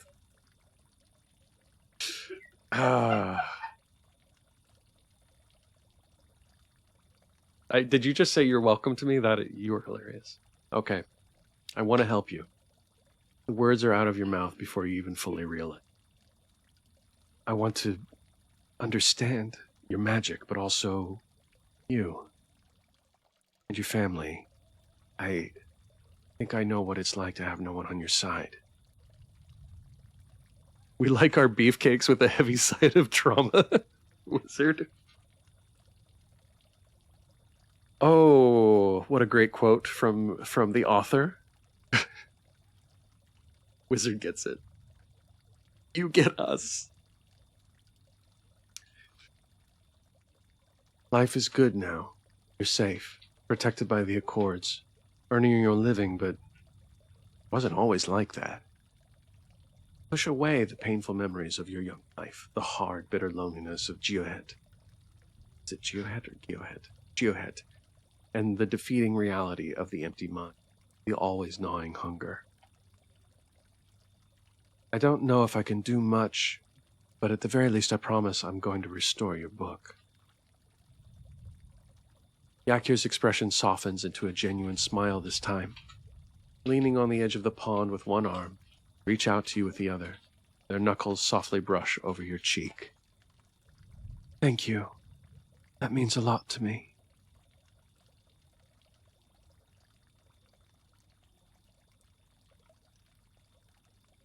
If you wish to see more clearly, I could show you, open the path for you.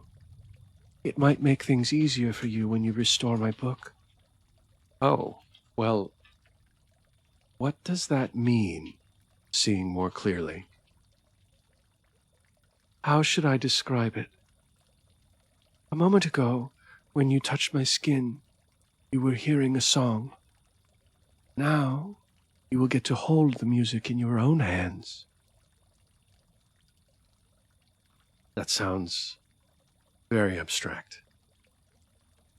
Will it hurt? Not at all.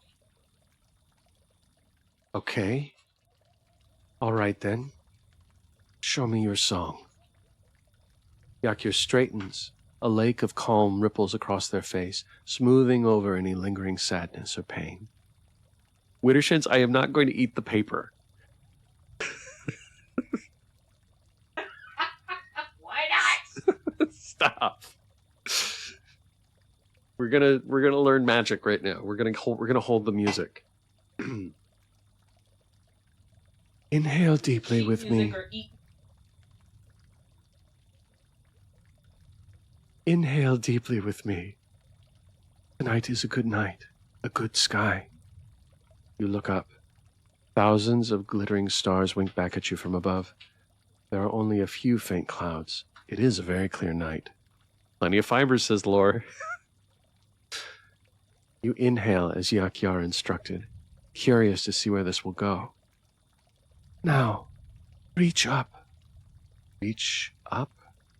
Confused, you raise your arms, but Yakyar shakes her head and gently pushes them down again. Not like this. Follow me. There it is again. The magic comes alive in them under their skin. Their tattoos glow, throwing an eerie light on the bushes and plants around you. Call forth your own magic, conjuring up a simple practice sequence that glows along your arms. And it's odd. Neither you nor Yakia are moving, but there's a change in the air. Without seeing, you feel, you know, that Yakia reaches up, and up, towards the stars. And as though their magic is a ladder, you set your proverbial foot on the first rung, higher and higher still until you are bathed in starlight. It spreads from the crown of your head all the way down to your fingers and toes. Feels bright. The light is strong, alive. It's beautiful. It's overwhelming. It's as if you were standing in the Lamad seas. A large wave crashed over you, except for a few moments you become the wave, or part of it. Once the water disappears, you feel disoriented. Say it, mister. I know what you are. Glowy, traumatized beefcake? Yakira's arms are now frosted, which is fine.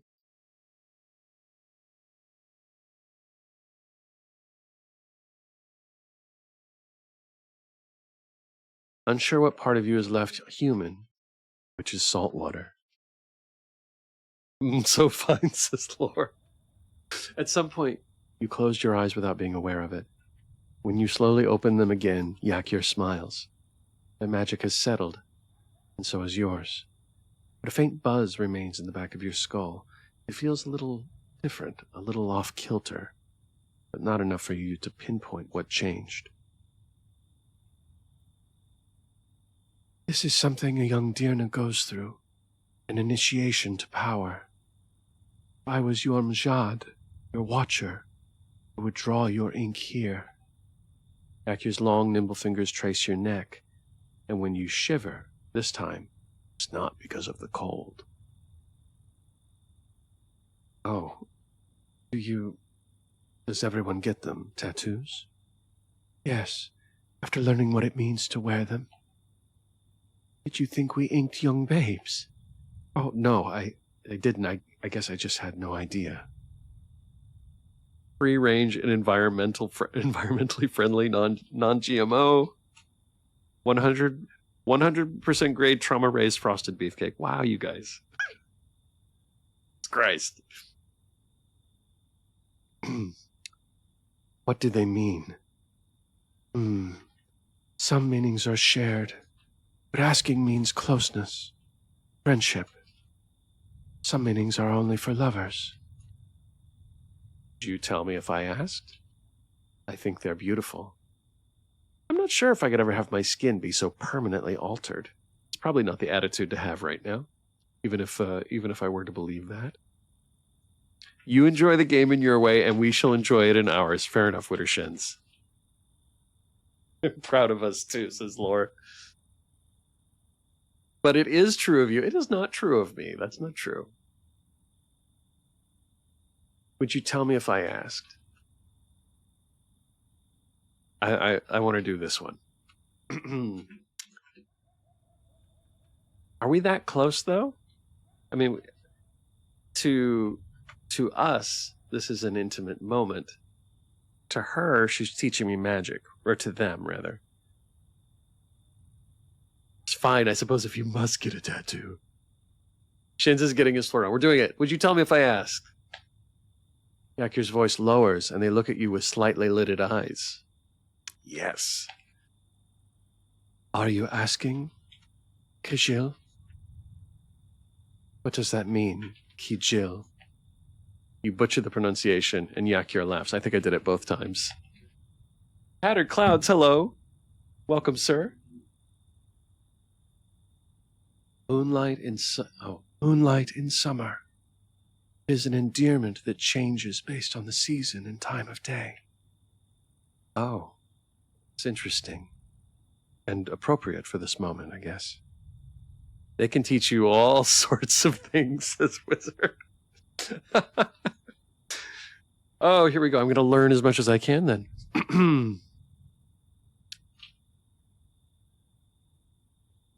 How much do they bicep curl? Wait. Cheeks grow hot when you catch onto the endearment part of Yakir's explanation. Where did the jazz music suddenly come from? You pretend there's something very interesting in the fountain pond. The night returns to a quiet hum around you. A Dirna initiation. You wonder if any other outsiders were ever allowed to experience it. But maybe things are different now, with unease growing and tales of violence slowly becoming daily news. Say, River told me he talked to you. They said things were going to get ugly.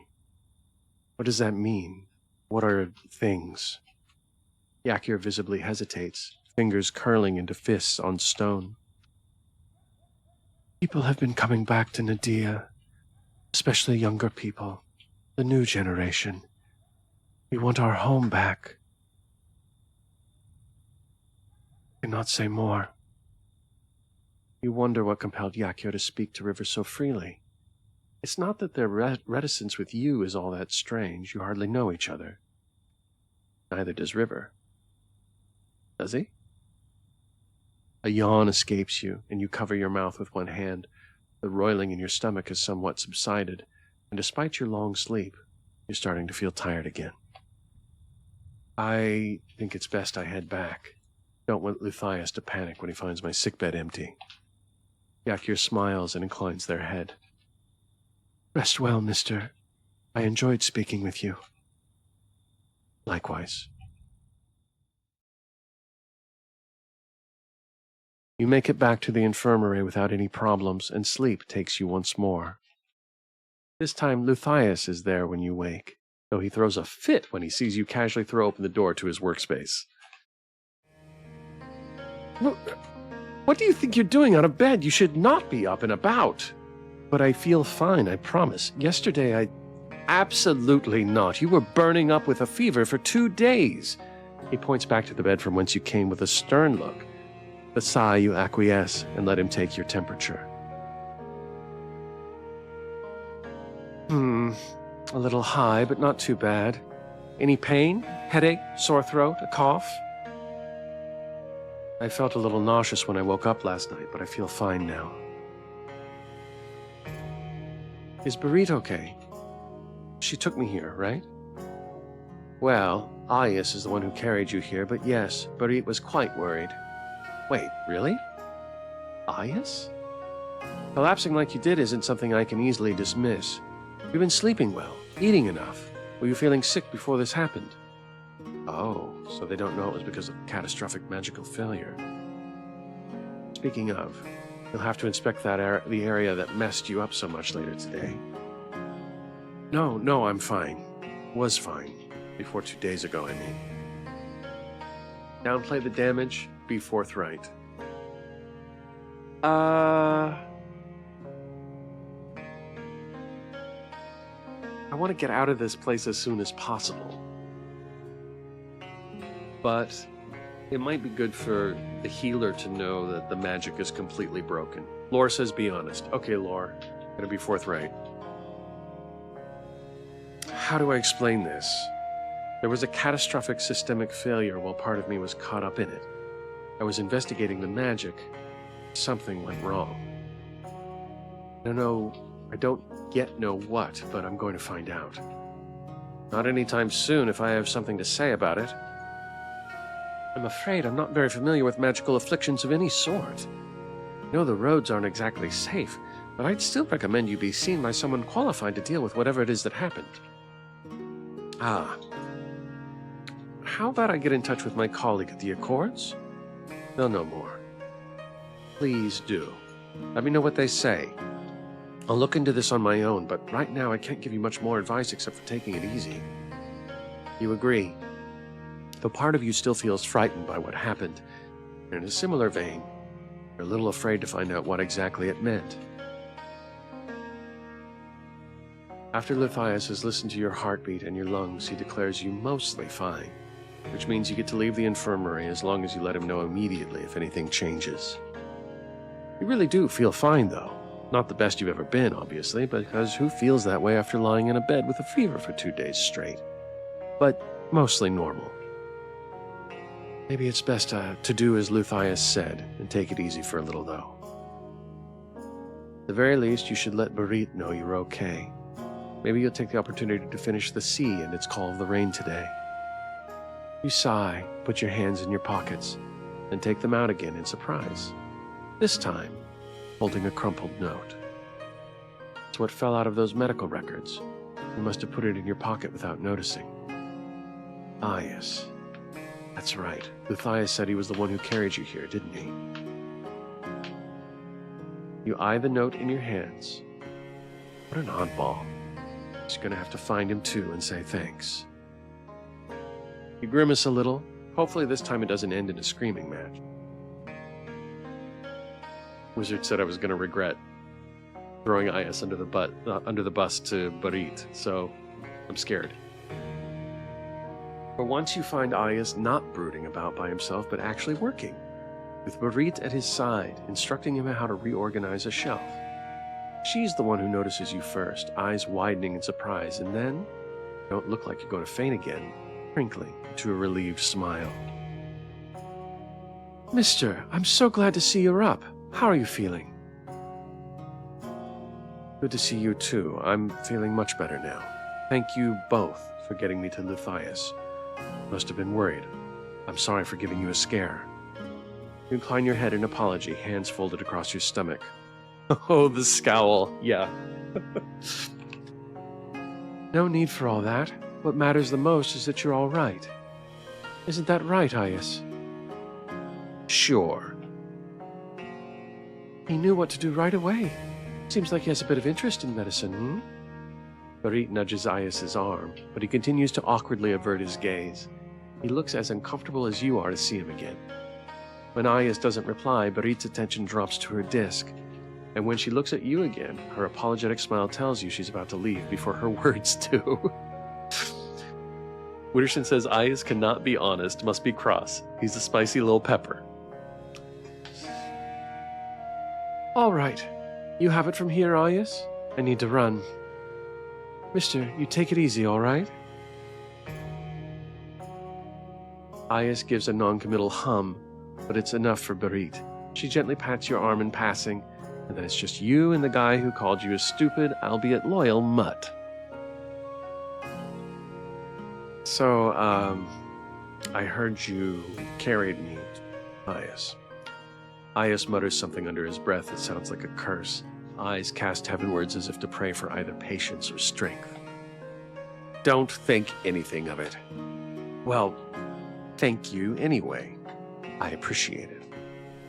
And, here. You hold out the note you found earlier. Your suspicions are confirmed when Ayas' eyes widen at the sight of it. He takes it cautiously, as if afraid you might rip it away from his grasp at the last moment. Is this a new indie game? Yes, Tatter. It's chapter 2 of a VN that is still in development, and tonight we have the developer here, and we're going to talk to them right after this.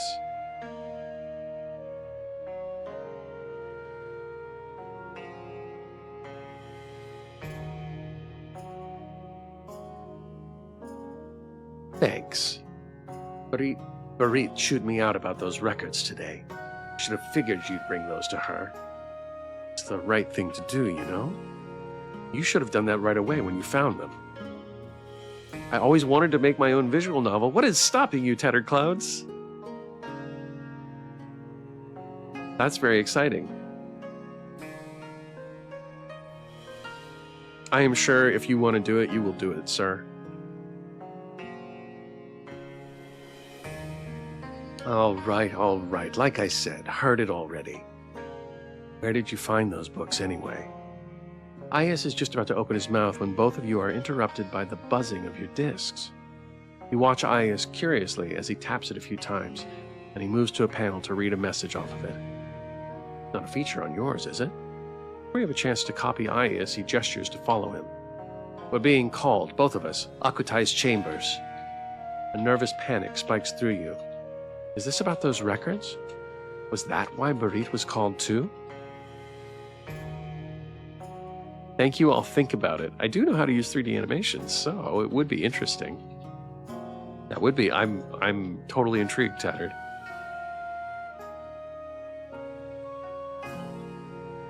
Should you have gone about them differently? You smooth down your clothes in a nervous attempt to look presentable. You need to panic. You've been honest and forthright from the start. As long as you keep doing what you can't reasonably carry any real... As long as you keep doing that, you can't reasonably carry any real blame. Just medical records. Nothing so strange it would require an audience with the head librarian. Right? You and Aius walk in silence until you break it by asking if there was anything else in the message he received. His reply is characteristically curt. It was a summoning without context. Neither of you speaks again after that. Maybe Aius is feeling nervous too. Maybe he still hates your guts. Wouldn't put it past him anyway. When you reach Akutai's chambers, you give a hesitant knock on the door. You receive a "come in" right away. Akutai isn't the only one waiting for you there. When you enter the room, a handful of faces turn to you. Barit is there, as well as another handful of high and lower librarians, some of which you recognize. Nenman is slouched against the wall, ducking his head as if that'll make him disappear from the room. Nira is with him, though she appears unruffled and steadfast as ever. Luthius is present too, looking stiff and unhappy. He's one of the few people that doesn't meet your gaze when you step inside. Aius closes the door behind you with a click, and Akutai's voice fills the following silence. Now that we're all here, let's get to business.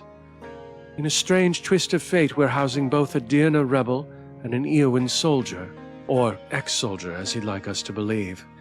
I've spoken to this soldier, Thassar, at length, as well as with the Dirna Yakyar. They told me of grave news. I've confirmed his story today with our colleagues across the divide. It's official. War has broken out. A hushed murmur of shock ripples across the company present. War. It was inevitable, really. Everything happening in the Empire up till now has been leading up to it. If there's still an element of surprise dread that takes you, you think immediately of Darin Sem, of your friends and colleagues spread across the libraries in the Empire. Are they safe, alive, and will they remain so? Akutai hushes all of you with a wave of her hand. The summit stands on neutral grounds since its very beginnings, and neutral we will remain. We are not to take part in this conflict. A movement on her left catches your eye. Luthius shifts on his feet, his arms wrapped tightly around his torso. Though his eyes remain lowered to the floor, you can see his brow pinches more deeply. You're reminded with a sudden jolt of your first conversation with River. Inaction can become injustice. That said, as part of the Accords, we do have a duty to fulfill. In 2 weeks' time, the Accords will hold council with missives representing their respective libraries. Some other Accords officials will be present to discuss future proceedings as well. We find ourselves in a position of neutrality. The summit will be the one to host this council. Other officials? Darin Sem is one of the Accord's most prolific envoys. Does that mean you get to see them here? Protocol requires us to receive our guests with due respect, and so we will hold the upcoming midsummer celebrations in their honor. While it has been some time the summit has hosted this kind of event, I am confident we will manage. I expect all of you to cooperate to the fullest of your abilities. Nira, I will speak to you about kitchen requirements separately. As for the rest of you, Barit will oversee the delegation of your additional tasks. Barit takes a step forward when Akutai gestures in her direction. She addresses the room with an uneasy smile. Right. To give everyone an idea what to expect, midsummer at the summit essentially means a feast, performing the rites, and a ball. You'll work in rotating schedules, so you'll all have a chance to partake in the festivities. The representatives will remain here for an indeterminate amount of time, so we'll reserve the entire L2 guest wing for their stay. Ball, just when war has broken out. The irony of celebrating is not lost on you, and you're not the only one whose first reaction is apprehension. Ayas speaks up. His voice carries a repressed anger barely contained between the clenching of his teeth. Are you not worried that hosting celebrations while friends and foes alike are being killed will come across as callous, Akutai-sem? Akutai's cool gaze lands on Ayas, who to his credit does not shrink back from its intensity. In times of turbulence, tradition is a great solace to us all, Librarian Ayas. I will not slight our colleagues who have taken the risk to join us here by offering them a subpar welcome. Any further concerns will be addressed by Berit or other high librarians. You may all go. You do, though you hang back to catch Berit when she steps into the hallway. She's already answering questions of other librarians, the nature of which range from worry to excitement to indignation. How can we stand by while others fight for the Empire, Berit? Oh, somebody we don't know. How can we stand by while others fight for the Empire, Berit? We should really... Means our usual work hours will be changed. I don't know if I get a turn to take part in the rites? My family always used to... Intervene, wait it out, loudly speak over them. I'm not in charge here. I would like to help. I'll try and intervene. I'm not going to loudly speak over them. How about we all speak in turns, and Berit actually gets to answer us, yes? You receive a disgruntled murmur or two, but most of the librarians settle down a little. Berit shoots you a grateful look. Thank you. Yes, the work hours will be posted as soon as I've worked out a schedule. As for the rites, Berit answers the librarian's questions patiently. When she starts getting repeats, she directs them to other high librarians. When the crowd around Berit finally starts to thin out and you're the only one remaining, she sighs, running a hand through her curls.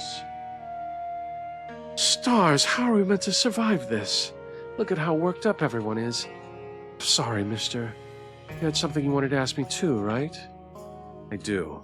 I'm sorry to add to your to-do list. I'm afraid that's just my job description. Go ahead.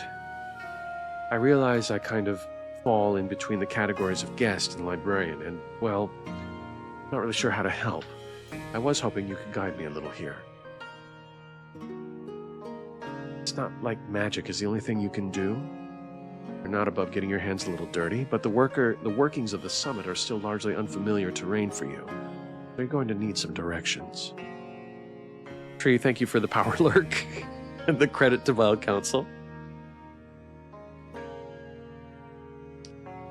You're right. And though I appreciate the offer, I wouldn't expect you to step in to do work you haven't been brought here for. Especially after that fever you had. Are you sure you're up for it? Right, so much for taking it easy. It might be a good change of pace to work on something that's not magic, at least. If you say so. Just don't overdo it, all right?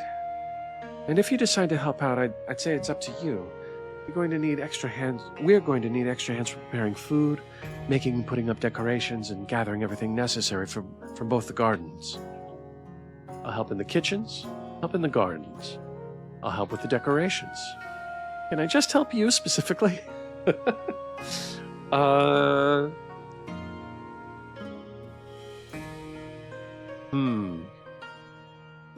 we've got kitchens, garden, decorations, or Shadow Berit.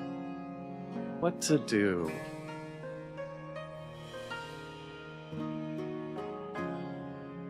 Probably no use in the kitchens. Putting up decorations sounds easy, but also kind of boring. I'll offer to help in the gardens. Green Thumb. Ooh, a new achievement. I expect you'll work alongside Nenman then. He knows the gardens like no one else. It'll require a bit of flexibility on your part. The gardens will supply both the kitchens and those crafting decorations with everything that grows there.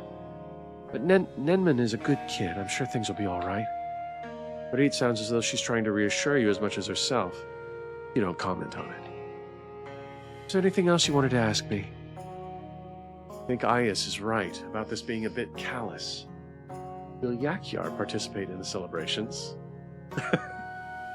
Where is Yakyar? What are they up to? Won't having Thasar here complicate things? How are you holding up? I will ask about Yakyar, because I've got Yakyar on the brain, I think. Oh, I'm not sure. You'll have to ask them if the Dirna recognize Midsummer in the same way the Empire does. Not too familiar with their customs, I'm afraid. But of course, they'll be welcome to partake, as is anyone else. What about Thasar? That'll be complicated. It might, yes. He'll be kept far away from any of the representatives. We can't stop him from attending the celebrations if he so chooses. We've been keeping a very strict eye on him and will continue to do so as long as he remains here. And he's aware of that. Up until this point, he's been very cooperative, though, so hopefully that means he won't stir up any trouble.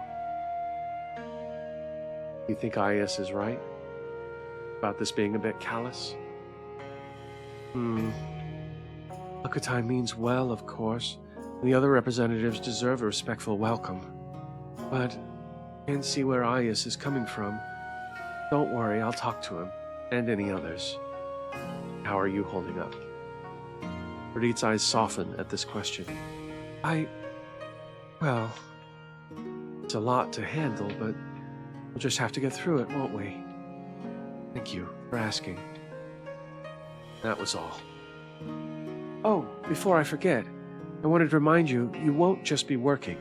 The majority of those present will be entering the celebrations with a partner, at the very least for the dancing.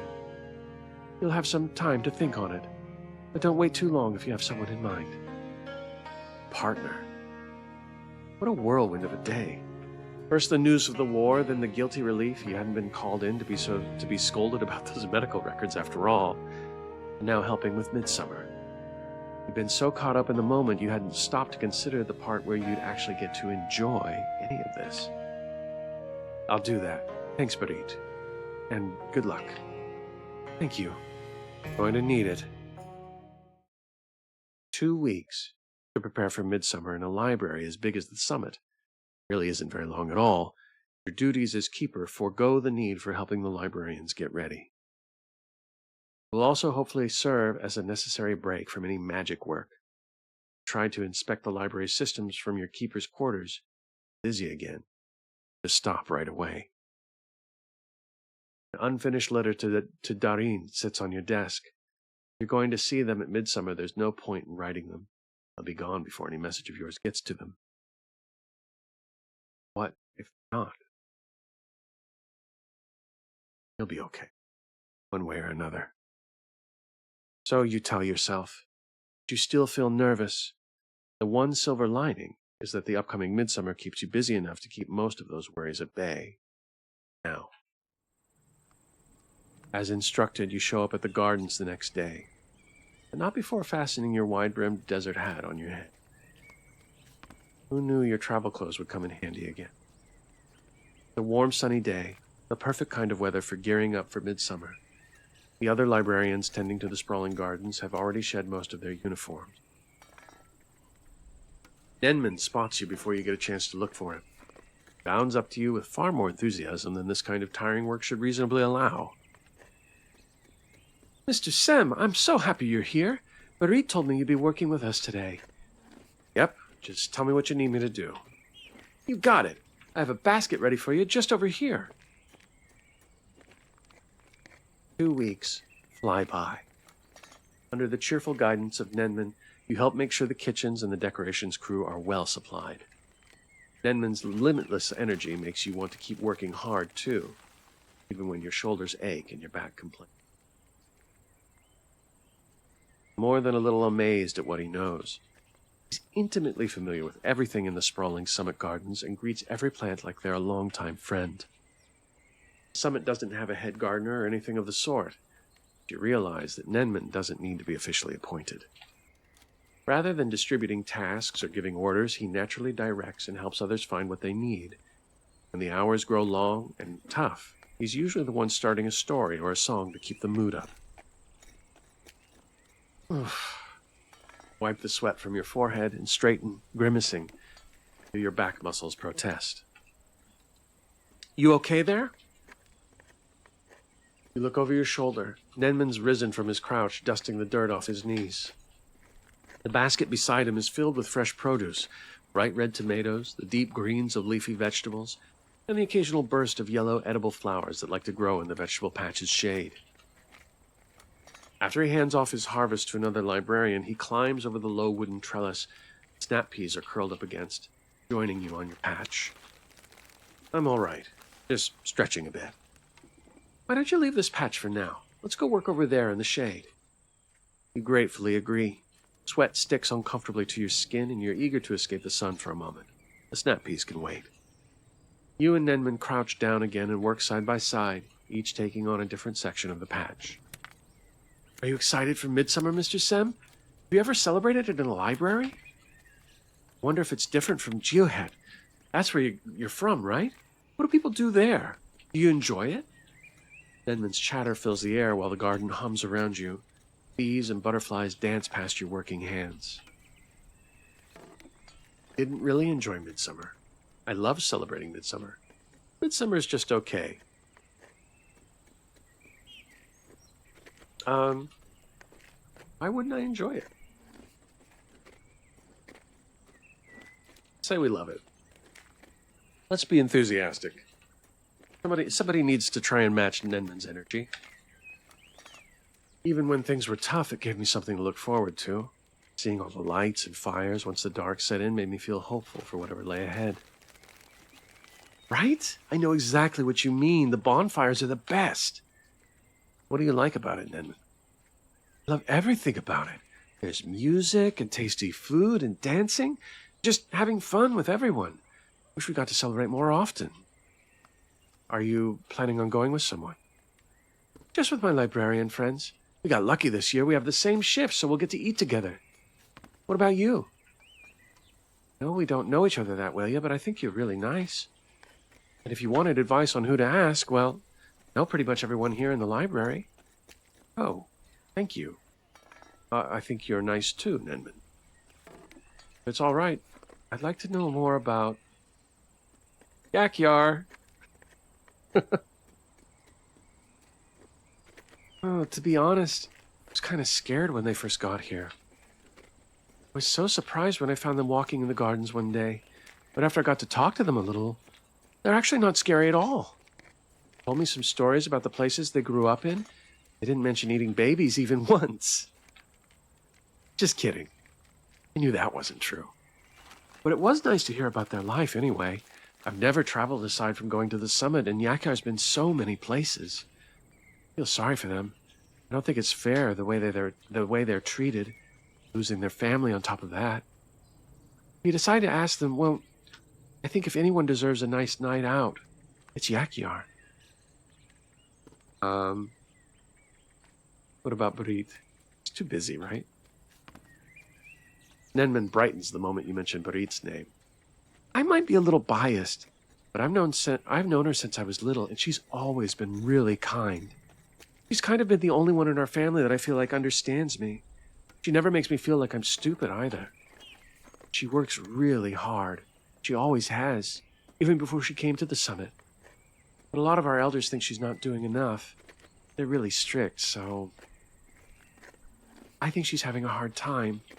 When I ask her about it, she always says she's fine. I'm not telling you what to do, but maybe she'd talk to you. You offered?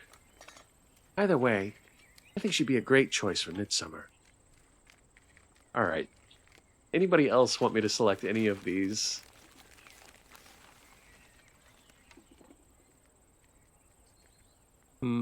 Let's hear what he has to say about Ayas.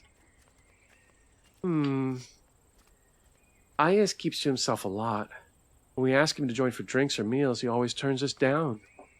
But I don't think he's all bad. Maybe he has a hard time connecting to people, you know? I think he deserves the benefit of the doubt. And some people think it's weird. He works really hard, doing a lot of studying, but at the same time, feels like he doesn't really want to be here.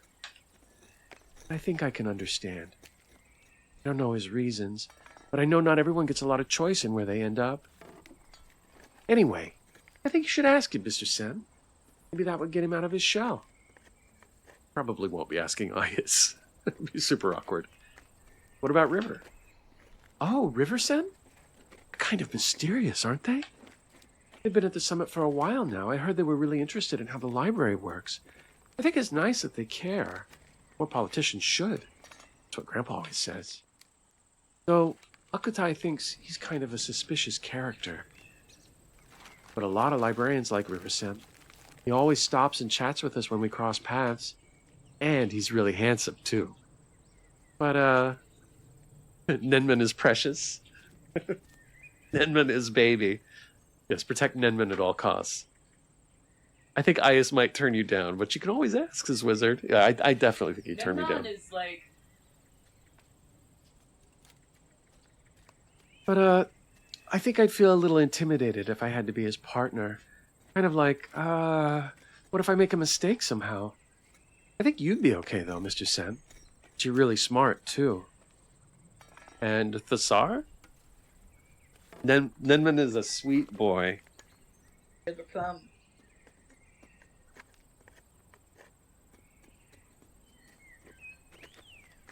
Okay, Thasar. Mr. Sem, you really thinking about asking him to Midsummer? He looks so scary. What if you step on his foot and he snaps your neck right then and there? Sorry. I know I shouldn't judge, but it's hard not to. I've only ever heard bad things about the army. That can't be for no reason, can it? Akutai really doesn't like him being here either. Every time she talks to him, she's in a really bad mood. Wouldn't go with him, Mr. Sem. But if you do, really, really careful. Never know with soldiers. You just can't trust them. But you know, if all else fails, you're welcome with us librarians, too. Oh, that's really sweet of you, Nenman. I'll keep that in mind. Resolve to make your decision that very evening. There's only a few days left. Waiting any longer would risk losing the chance of going with your person of choice. Now, who should you go and ask to be your partner? This is easy for me. We're gonna ask Yakyar, because I want to feel the magic. You'd be lying if you said Yakyar's magic was the only thing that drew you to them. They're a mystery. You can't get the feeling of their hand gently resting against your cheek out of your head. Magic being their arms, yes, Lord. Nor the way those pale green eyes softened at your promise to help with their tome. And they're lonely. If nothing else, they might appreciate an invitation at Midsummer just for the company alone. You find Yakyar in the infirmary hall sitting up in their bed, writing in a notebook. They see you, they snap it shut and put it away. Too quick for you to see the contents. Hello, mister. Are you well? Luthius is not here at the moment, but I believe he will return soon. I am, don't worry. And I'm not here for Luthius. I'm here for you. Yakyar pats the cover on their bed. Seat yourself beside them. What can I do for you? So, I don't know if you celebrate, or celebrate it the same way the Empire does, but Midsummer approaches fast, and the summit is arranging a feast. If you were feeling up for it, which, don't push yourself, please, but I'd love to take you. Ah, I understand. You are requesting me to be your partner, yes? Yes. Only if you want, of course. You're not obligated to accept. I would be happy to. That is, if you are well enough. You have not visited the infirmary for some time, but still... Oh, no, I'm fine. Promise. But it's sweet of you to ask. In that case, I accept your invitation. I am also curious to see what Empyreans do during Midsummer. I have not seen it for myself. Do the Dirna have an equivalent? Of sorts.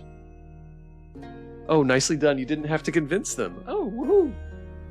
I have to go! No, Lord, don't go! I hope I make it back before the end of the stream, but if I don't, Wizard, the Summit Library is a joy to experience, and I've been following along for a year now. I can't wait to see what unfolds. Laura, thank you so much for being here. I hope you make it back, but if you don't, so nice to see you, and hopefully we'll catch you next time.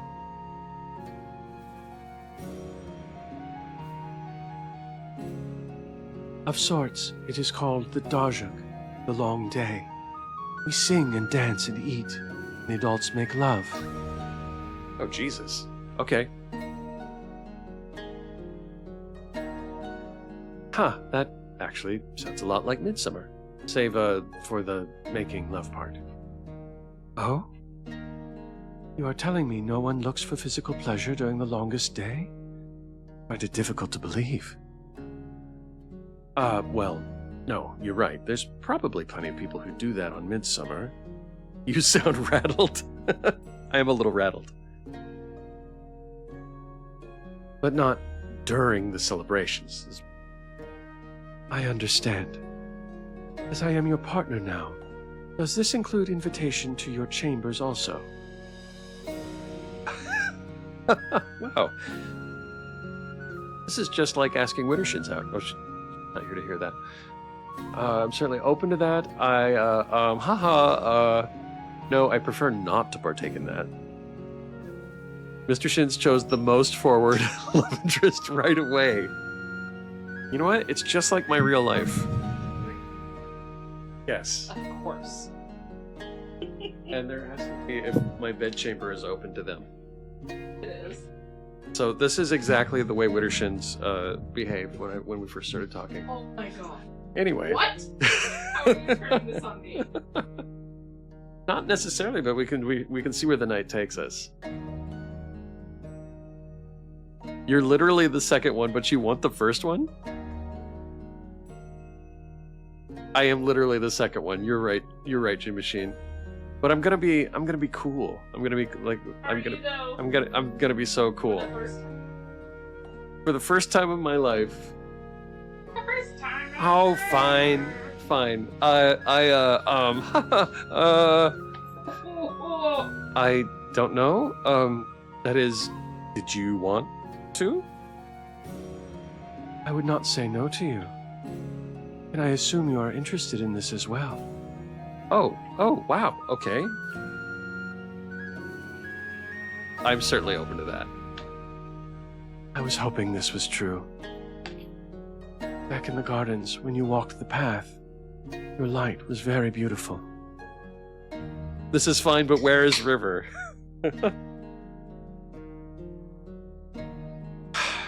River is around, I'm sure. Did Yakyar see what you saw when you reached for the stars? You can only wonder. Poor River, says Wizard. Oh, thank you. So, I'm gonna be pretty busy until Midsummer, helping out in the library, but I could come pick you up on the eve of? I shall come find you, so you may focus on your tasks. It will give me something to do. All right, and please, tell me if you're not feeling well enough at any point, okay? Luthias would have my head if I pushed you too hard. I will.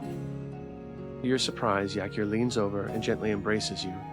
They smell of linen and herbs. Their hair is silky soft against your cheek.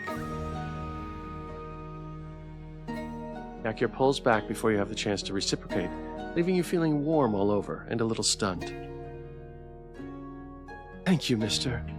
Did not expect to have something to look forward to. Yeah, no, of course, I'm looking forward to it too. I hope it lives up to your expectations. You say goodbye and take your leave with a new spring in your step, butterflies tumbling about nervously in your stomach. The whole library gives one final collective push over those remaining days. Knowing the end is so close motivates you all to do your best until finally, the day of Midsummer is upon you. Make an extra effort to look nice and use your carefully preserved bath salts. Your short dark brown hair is carefully combed and arranged. Your skin is glowing, and you feel in every way ready to reap the rewards of the past 2 weeks' hard work.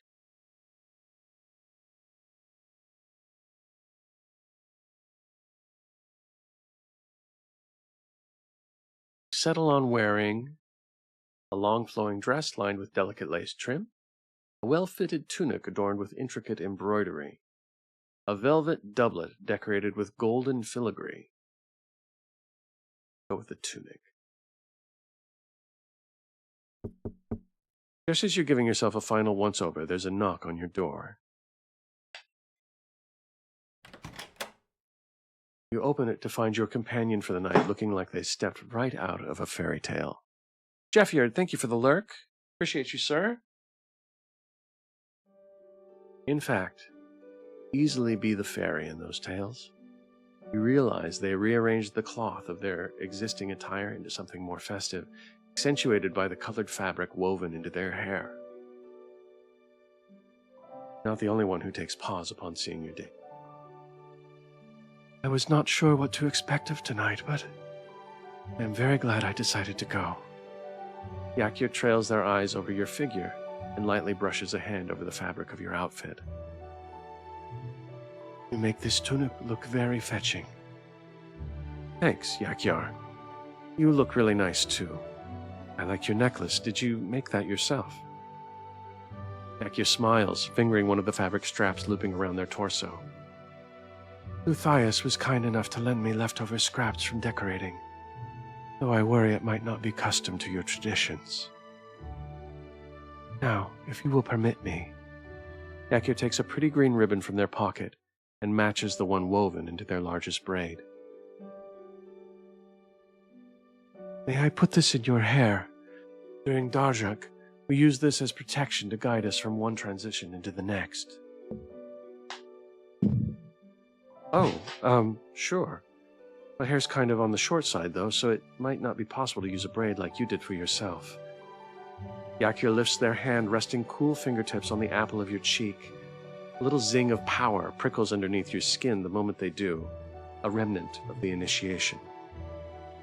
They gesture for you to sit down on your chair and take their place behind you, gently brushing a hand over your hair. Please tell me if I am too rough. Old man. Ribbon tied around your head in a bow. This ribbon's gonna look great on my bald head. This is very cute. Nailed it. You nod, suddenly feeling a little vulnerable. Yakir is very gentle with you. You don't have to tell them to ease up. Your hair isn't long enough for a braid, but Yakir improvises by tying the ribbon up by your ear. Once Yakir is done, they squeeze your shoulders briefly, and you rise from your seat to see the result in the mirror. Yakir smiles at you in the reflection. It suits you well. You turn to face Yakir with a smile of your own. Thanks. You're good with your hands. Yakir laughs softly. They take a step closer and close in on your space, gaze lingering on your lips. Years of practice. Would it be too soon to ask if I might steal a kiss? Sorry, I do think it's a little too soon. Do you think you've earned it? Oh my god. It's rude. I'm amenable to such thievery. Of course I am. I'm easy. Yakir laughs when you tease them and leans in closer to brush their nose across your cheek. Is that right? You are very generous. Their warm breath leaves a wake of goosebumps on your skin. Yakir's thumb brushes over your lower lip briefly before settling over your jaw and kiss you. Their lips are soft. You feel the small ridge of an invisible scar running over their upper lip. Though Yakir keeps the kiss relatively chaste, you can feel the restrained desire for more buzzing underneath. I think they might keep you here all night if you let them. With some reluctance, Yakir draws back. I would like to continue, but I'm afraid we will miss midsummer if we do. Yakir offers you their arm. You take it, resisting the urge to trace the ink running over their skin. Wizard says, ooh! Well done, wizard. Good writing. I am ready if you are. Many have, like you, dressed up for the occasion. Though there's plenty who are wearing their everyday simple garb, but everyone shares the same buzz of excitement. For those reluctant to engage in the festivities, can't help but brighten at the prospect of dance, music, and good food. As you and Yakio drift along to the center of the festivities, your heart starts beating a little faster too. It's hard not to get swept along in the festive atmosphere, cloaking the entire library. When you arrive in the ballroom, the sight is nothing short of stunning. It's a large, sprawling space now filled with the chatter and laughter of guests and librarians milling about. And our pre-roll just went off. We have another ad break here. So sorry to anybody that is behind the commercial wall. But I will see you in 180 seconds. Welcome back, everybody.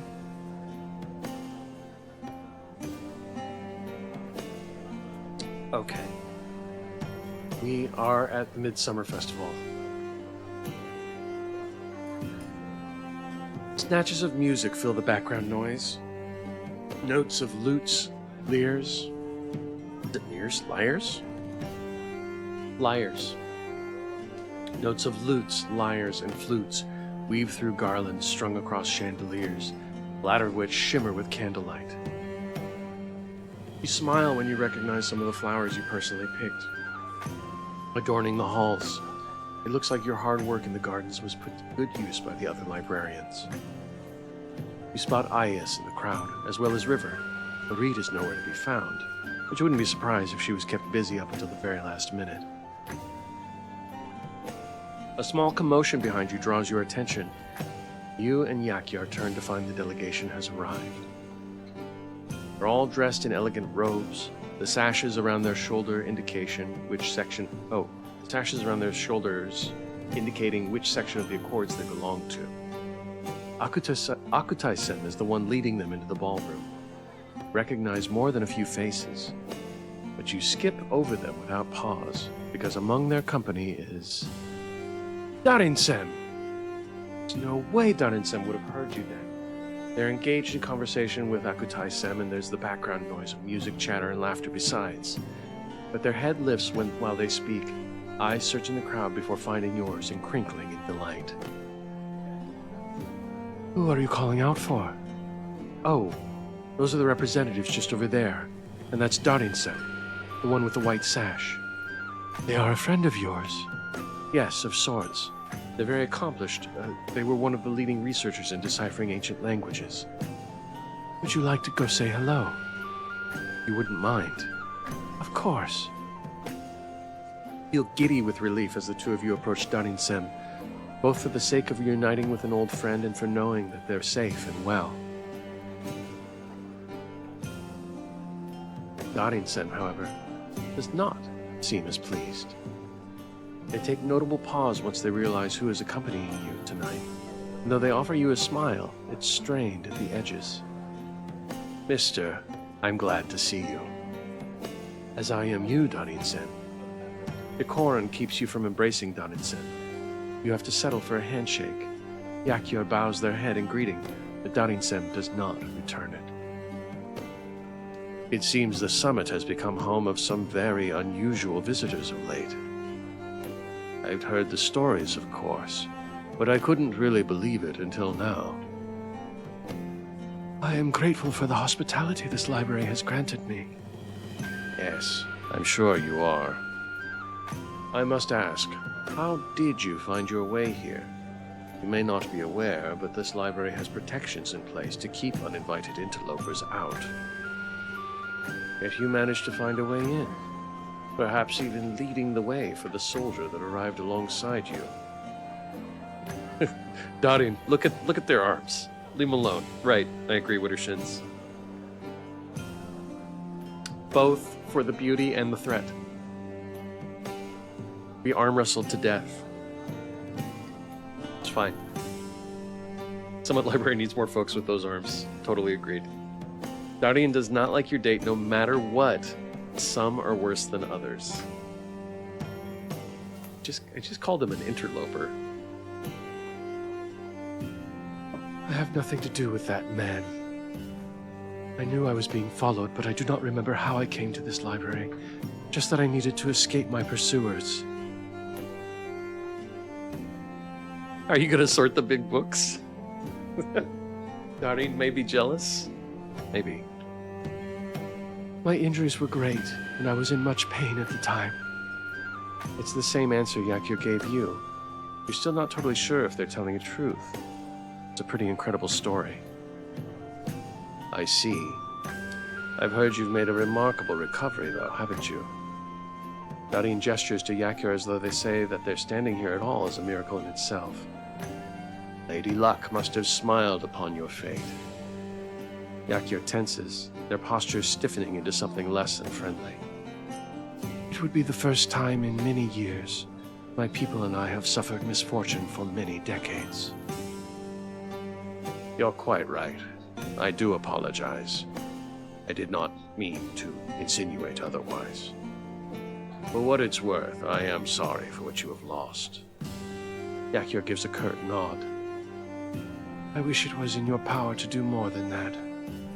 There's an uncomfortable pause where Yakir and Darlene give each other equally sharp one-overs before Darlene turns to you again.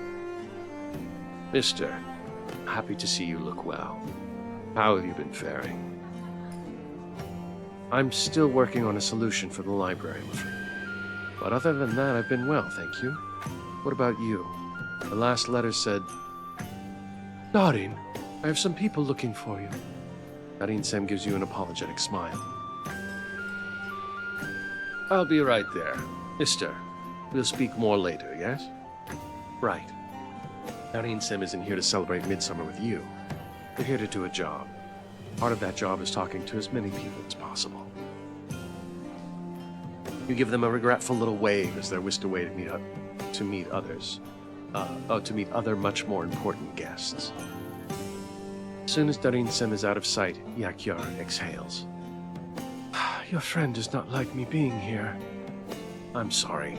Darlene Sem they're just protective of the libraries. They've sacrificed a lot for their work, and they don't want anything to undo that. Regardless of their opinion, I like you being here. You reach for Yakir's hand and give it a reassuring squeeze. Yakir's frown melts away and their eyes soften. They gently squeeze back. I like being here with you very much, too. Just as Yakir finishes speaking, the chiming of a bell announces the ceremony is about to begin. A hush sweeps over the ballroom as Akutai commands everyone's attention. Welcome, everyone. It is our honor and pride to host you this year. May this midsummer bring tidings of hope, peace, and blessings upon us all. As Avalon, the white star, descends from the skies, she brings with her life. May it so be. May it so be, ripples across the crowd like a humming wave. As the dark rider chases day into night, we sleep on the promise of tomorrow, granted by the green under our feet and the stars over our heads. And may it be so. And may it be so, the crowd echoes again. While Akutai speaks the rites, librarians light fires and decorative torches, which are handled with utmost care, so none of the banners or garlands come close to the flames. During the final lines, Akutai takes one of the torches and slowly lowers it to a small fire pit upon the table meant for offerings. Flames rise, she chants, May our future burn bright, and our fortune shine light. May it so be.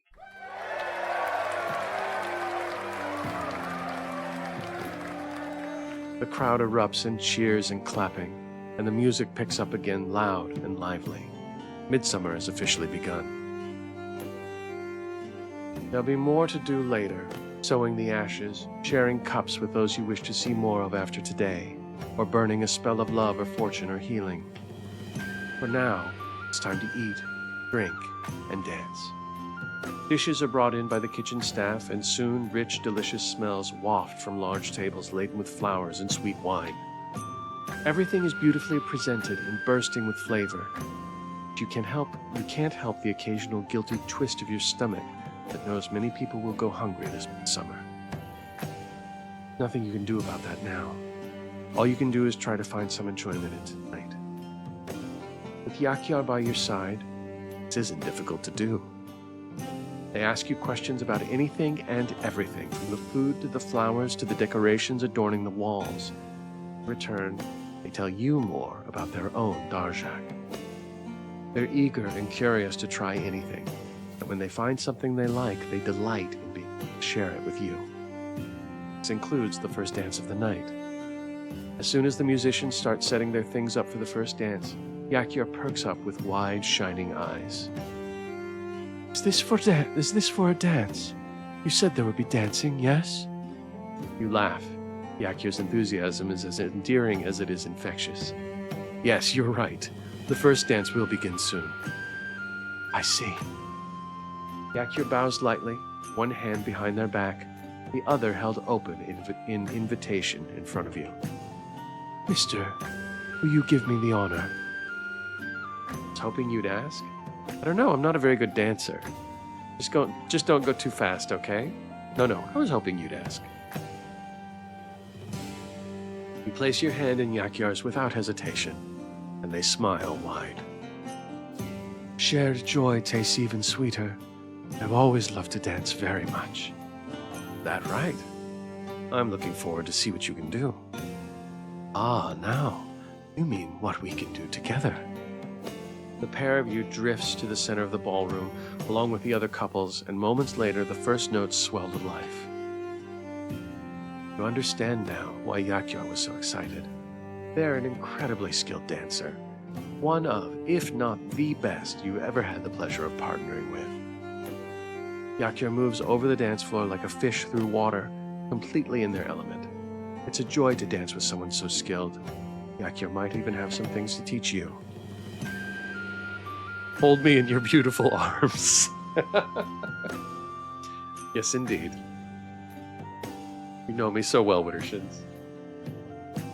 So many CGs? Yes, there have been so many, haven't there? And when you look up and see Yakyar's dazzling smile, helpless to do anything but beam back. The two of you dance for a few more rounds until you request a break for your drift off to the side and chat while watching the other dancers. Not the only ones watching, however. Yakyar sticks out in the crowd. Their tattoos, colorful clothes, and tall stature have eyes following you wherever you go. You have not heard of their arrival at the summit. Yakyar must feel it too, even if they show no sign of it outwardly. Just as you're about to suggest you step outside for a moment to escape the prying eyes, a familiar voice calls out to you. Mister, can I steal you for a moment? Oh, Darin-sen, You glance back at Yakyar, unsure, but your partner gives you an encouraging nod. It's all right. I'm getting hungry. I will find more of those pastries you like while you talk. All right. Darin motions for you to follow them. You step outside. The cool night air is refreshing on your skin. Music inside fades to a background hum. Darin rests their hands on the balcony, looking out over the library with above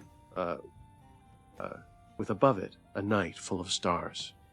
Join them, standing side by side as you have done so very often in your...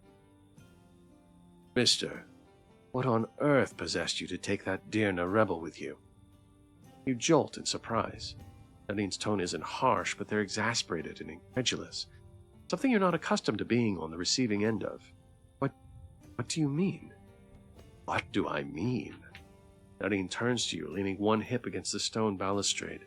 A chorus of muted laughter and cheers erupts behind you. Darin gives it a quick glance over their shoulder. I sent you here to keep you safe. I meant to rejoice when I find you've thrust yourself in the arms of a rebel at first opportunity? A violent stranger who came to this place right through the wars, might I remind you, bloodied and beaten? I'm only trying to find out more about them. Yakyar's not a violent stranger. Enjoy their company. It's the obvious choice. Darin falters. For a moment they look genuinely hurt. They avert their eyes heavenward. Stars and skies. I know you've been far removed from politics here, but honestly, mister, You have any idea how dangerous this is? Dareen's not happy. I can't, come in, insult my date. You want him to be safe. I don't know. Dareen needs a snooze. I agree. Have a snooze, Dareen. Dangerous? What reason would Yakyar have to hurt me? Here, where the moment they raise a hand against anyone would have them out the door immediately. I don't know that, do you? Can you say with certainty that you know them well enough to trust them with your life? I don't know, but do you know their past, their intentions, the things they're capable of? Do you know anything more about this Dirna than their name?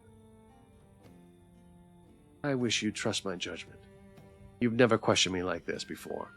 Not in all the years we've known each other. I'm sorry. Perhaps I was too harsh. I care for you deeply.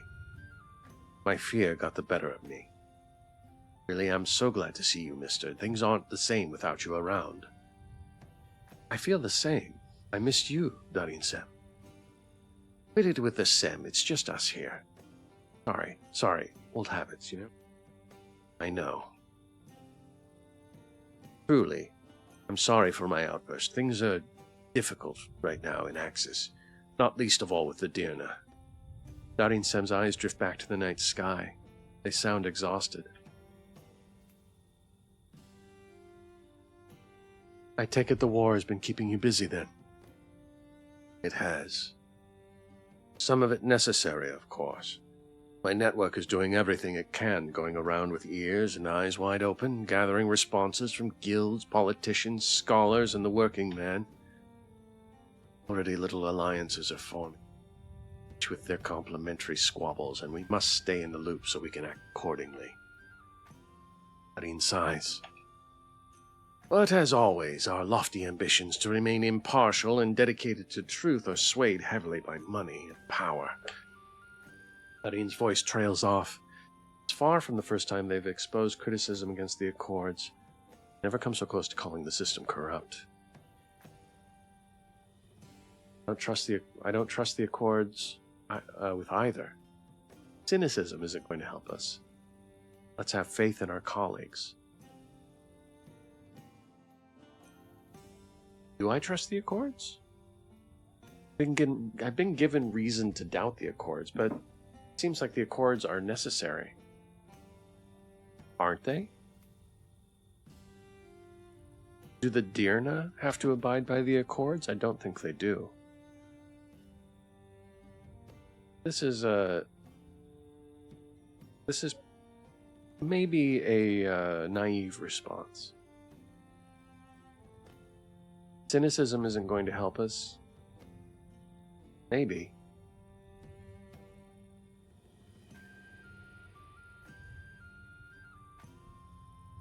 Go with this one. We might get yelled at, but here we go. Dareen looks up sharply, eyes gleaming in the... Don't say that to anyone. But you agree, don't you? Anyone is corruptible, especially those with a monopoly on certain types of power. The Accords are...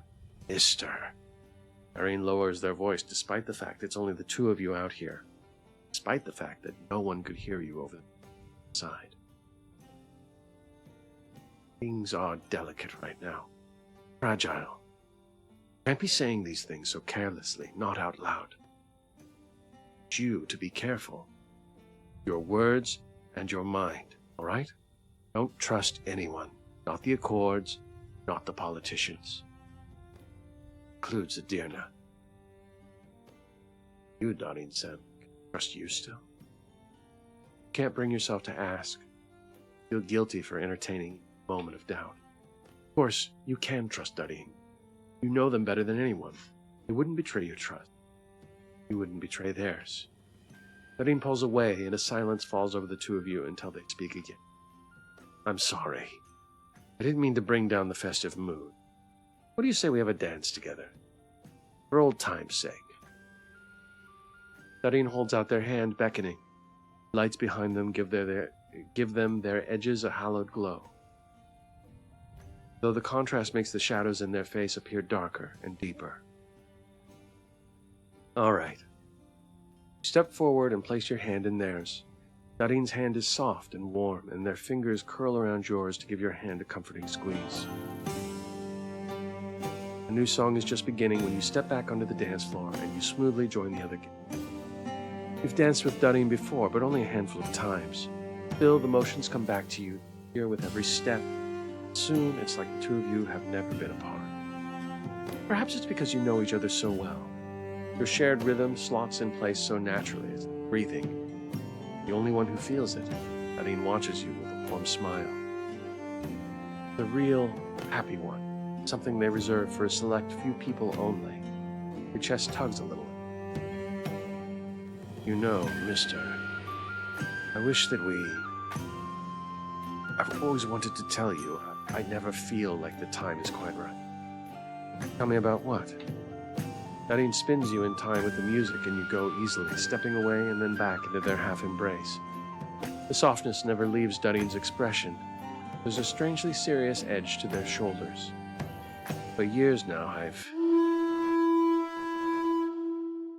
A shrill sound freezes you. Everyone else in the ballroom in your tracks. It's oppressive, jarring. It cuts through the bones of you. It overwhelms everyone's exclamations of worry and surprise.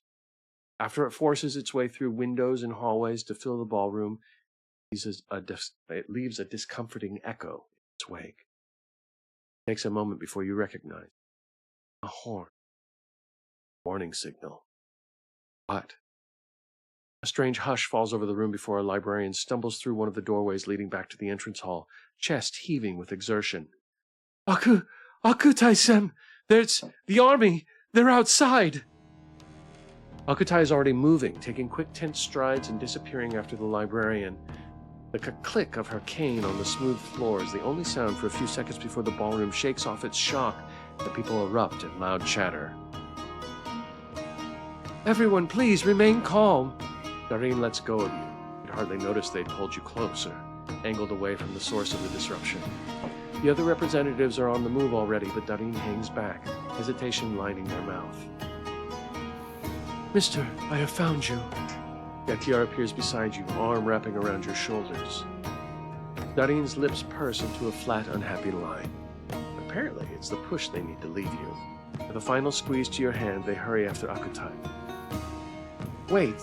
The sound of your voice is drowned out by the chaos around you. A throng of people keeps you from thoughtlessly following Darine. What's going on? Why is the army... Look around you, but the Tsar is still nowhere to be seen. Could it be him they're looking for? Do not know, but I have a bad feeling. Let's find out what happened. You'll want to stay here. Yakiar gives you a nod and they take your hand in theirs. Together you shoulder through the crowd using elbows and knees where necessary. Most of the librarians have flocked to the exits of the ballroom, trying to keep the guests inside from panicking and leaving. You see several of them slip through the hallways to join their head librarian. You should be there. You're the library's keeper. Right now, these are your people. You're not going to cower in some corner and wait until someone gets you the answers. Easily push past the librarians trying to keep the peace. They recognize you and let you through. You quicken your pace once you're free to, your footsteps echoing through the empty halls. It's not hard to find where Akutai and the other librarians have gone. Loud, angry voices lead you to the entrance hall. The anxious congregation of librarians clusters behind Akutai. You follow their gazes outside, you let out a small gap. Contrasted against the pale blues of the torn mountains, a regiment of dark riders awaits you, spears raised skyward. The faint starlight glints off their helmets, the glittering silver of the crest helmet's emblem. Entrance to this place. I demand that you provide... You're in no position to make any demands of the sort. I repeat, you are on neutral grounds here. You have no right to act in any way of... You can't see the captain's face, but you hear an impatient snarl. And I repeat that you be better off shutting your mouth. The crest helmets of Khan-Im, bright is his reign, demand the immediate cooperation and surrender of the Summit Library.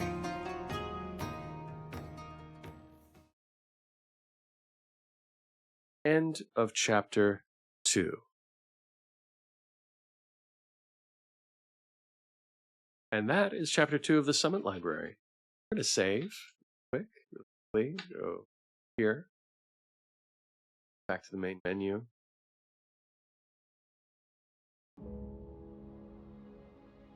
Thank you all so much for joining me for this. I'm going to go ahead and open up Discord.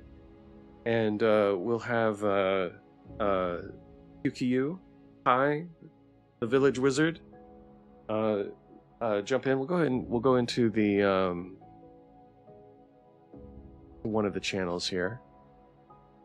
Okay, welcome. What should I call you? Do you prefer Kai or Yukiyu? Oh yeah, Kai is totally fine. Kai is fine. Okay, I thought so, but I couldn't remember. That was awesome. So everybody, I'd like to introduce Kai, the developer of Summit Library. It has been a year. I can't believe it. Yeah, well over a year. So when we last spoke, I asked you, when can we expect chapter 2? And you were like, in about a year. So well done. You delivered like in almost exactly a year. A little under on the second chapter, and wow. What have you, I mean, I know that you've been doing other things. There's been a lot going on for you. What have you been up to in the last year in addition to doing this? So yeah, definitely working on several projects at once. But yeah, working a lot on the Summit Library because that's just the biggest game that I've got going on right now, the most work intensive. I also made a sequel to A Tavern at Night, which is really fun, just kind of as a short follow-up. Can be played as a standalone game as well. And Wow. I started working more on a sci-fi story that I hope to release a demo for next year called Resonance in Orbit. So yeah, I kept busy. I have seen some of the updates for Resonance in Orbit, and that looks I'm very excited about that. Wittershin says, and we are so excited for that. Yeah, so yeah, you've been busy. Thank you. And you are also contemplating a move, or is that still going? Yeah, it's still going. It's kind of a waiting game right now. We're not really sure what's going to happen, but okay. Yeah, just the bureaucratic side of it is taking a long time. I understand how that goes. Yes, me too. So, No. I don't want to. So this is like this kind of year on year follow up is a new thing for me. There's a lot that I could ask you, and a lot of ground that we probably covered the last time we spoke. But one of the things that you told us was how you have always been a lover of fantasy and fairy tales, and always a storyteller at heart. So over this last year, while writing and developing Chapter 2, have you learned anything new about storytelling that you might be willing to share with us? Anything that's surprised you or shifted the way that you approach crafting these stories? Yeah, I'm trying to be more methodical about it now. More methodical? Yeah, a bit more careful with my planning as well. Yeah, just I've been trying to write more in general, so not just visual novels, but just plain old fiction as well. Because really? I feel like, yeah, the more I've been doing it and the longer I've been working on these games and these stories, the more I understand writing as a muscle that you have to keep exercising. Oh, yeah, absolutely. Yeah. So yeah, I feel like, yeah, I made some improvement in my skills, I hope, over the last year. That's what I've been trying to do, mostly. Wonderful. No, I think last year I asked you if you were ever going to write a fantasy novel, like if that was something that was in your. Oh yes, yeah, I remember that. Yeah. And so is that process now started? Are you working on a novel? Probably no. Oh, okay. All right. Not at all. I won't pressure you. No, not at all. I know I've said it before, but I really admire your writing, and I'm especially it takes a lot. It takes a certain skill set to develop to write fantasy, and I think you're really, really good at it. So Thank you so much. I feel like if you pushed into other genres, you'd be very successful. I hope so. Thank you. Yeah, fingers crossed for you. Wittershins has a quick question. What's up? Want to ask, is QQU interested in illustrating stories they do not write? Yeah, I am for sure. I have like some ideas for a project like in the future that's kind of looks like that. But no matter who wrote the story that I'd be illustrating, I'd love to do that. I think that'd be really fun. Very cool. Yeah, I know that you occasionally open up for commissions, but that seems like a little bit beyond the scope of a commission.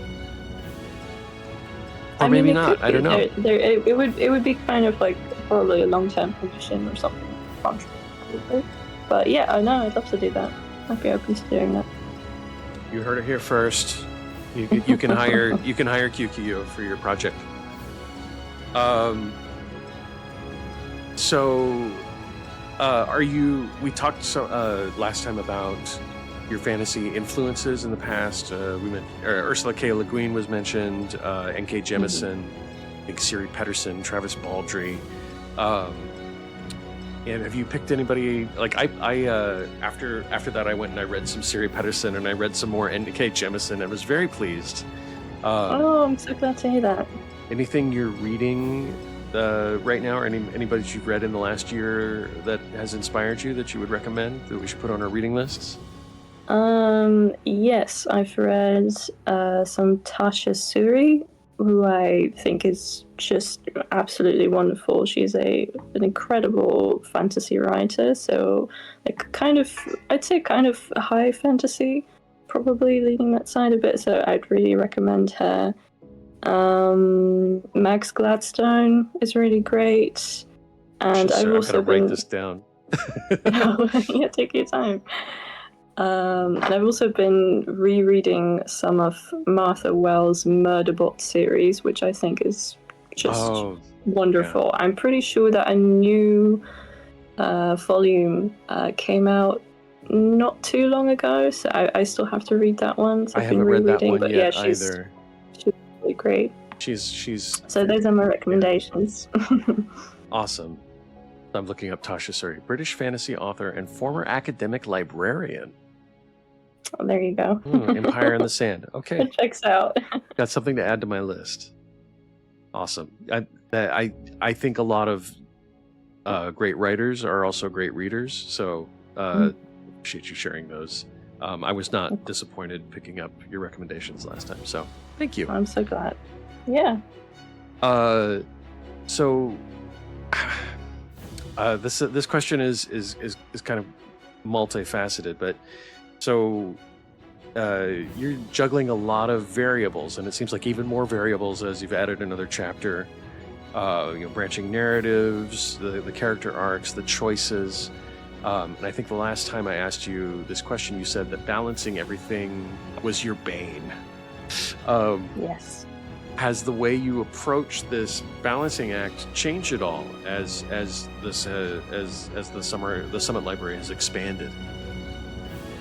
Yes. Yeah. So I mentioned previously that I'm trying to be a bit more methodical about how I work, and that's definitely be a big thing, because I'm I'm very much a writer who kind of starts off with an idea and then just starts writing and then patches things together as I go.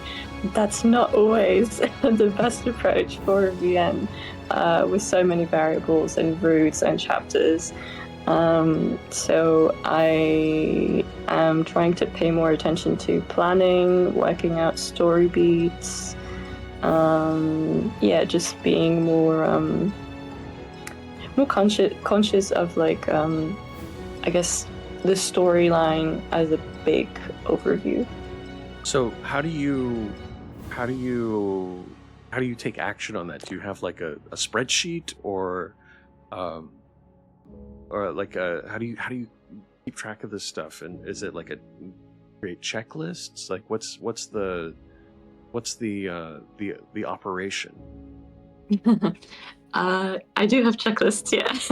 Checklists. Especially, mostly, but checklists are mostly for visual assets and some like programming things, like things that need to be incorporated as I continue the story. For storyline, I usually just have a separate Word document where I try to first flesh out like major story beats, and then once I have those, I try to go into more detail.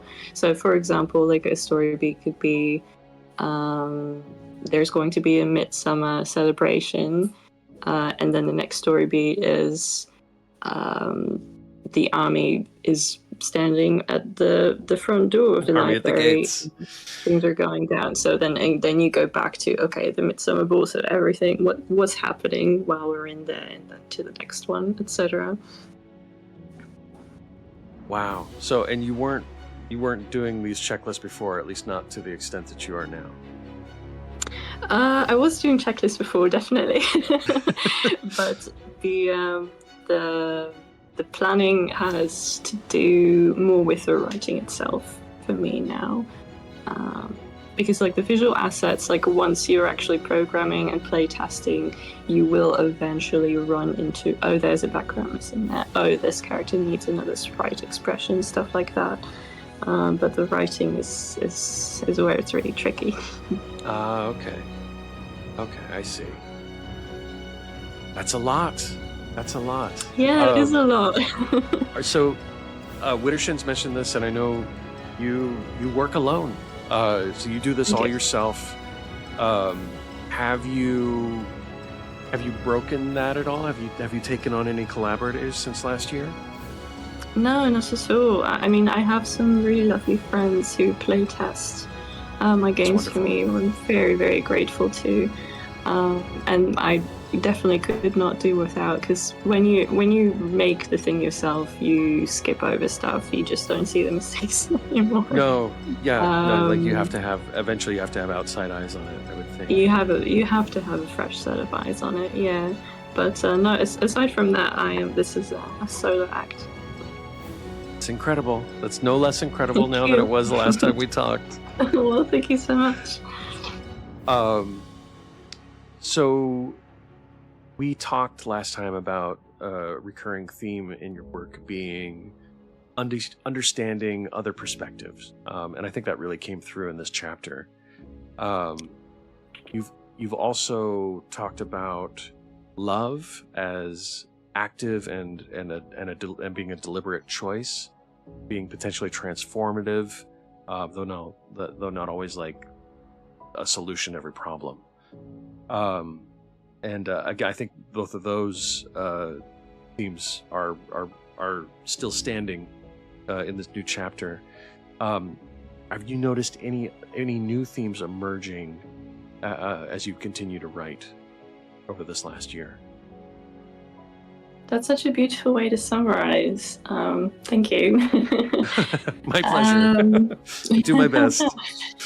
Yeah, I mean, I think love will always be a major theme in my work, as well as exploring morality and the grey tones, especially. I just think that's really interesting.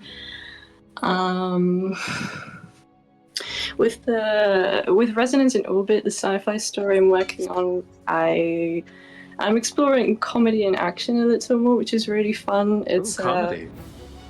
Well, not really this kind of slapstick kind, but the more kind of, the Summit Library is like very serious high fantasy, which I really enjoy doing. But for the sci-fi, I'm leaning a bit more into the silly, goofy side of things, which is really fun to do. So that's something that I haven't done much of before. And as always, I really like playing with complex political situations, unnecessary, annoying bureaucratic systems, stuff like that. I'm very yeah. curious to see your a take on comedy. I knowing you as well as I do now, which is for everybody here, it's not incredibly well, but obviously we've connected and talked a little bit. I think you'd be good. I think that would be great. Thank you. I hope so. I hope so. I'm looking forward to that. Can you talk a little bit about? Okay, so in this story, and in your other stories, there are queer and non-white love interests that are featured prominently in your work, and it's really clear that inclusivity is important to you. You can correct me if I'm wrong. You're like, no, it's not important. It's very important, yeah. Can you You're talk about why this matters to you, why it matters in fiction, and what you hope players would take away from these stories? Yeah, well, yeah, it matters a lot to me because I think representation matters. It matters to see. I always want people to feel like they're welcome and included. Yeah, I think it's important to have stories that deal with themes specifically around that sort of inclusivity. But I also think it's just as important to have stories where those things aren't really necessarily questioned. So kind of like a feeling where it's normal to have people from all kinds of backgrounds in whatever world this game is set in. So that, but then of course I'm queer as well, so it's I want to see that stuff. So of course I want to make it. Sorry, it's personal for myself too. I have to say I really appreciate it. Because I noticed maybe halfway through that I was like, oh man, I've got to try and romance Yakyar. But I realized that the text was referring to them as they only, and there was no pronoun. No she, no he, and that awareness on your part was, I was like, oh, that's actually really refreshing. Like, and it gives me a clue too about that character. So I appreciate that, and it's something that is subtle. But like anybody who sees themselves that way, who presents that way, is going to identify with that, and I think that's huge. Thank you. I hope so. Yeah, I hope that it will be of some kind of comfort or reassurance, or just yeah, I don't know, just nice to see, that's what I'm hoping for. Absolutely. So last time we spoke, you said you were aiming for 5 chapters, roughly 10 hours of gameplay, give or take. Has that changed at all? Are you still going for 5 chapters? Yeah, that's still roughly the goal. But now that the demo has been completed, I'm going to take a long break from the Summit Library just to work on other things. And also it. Now that thank you. Thank you.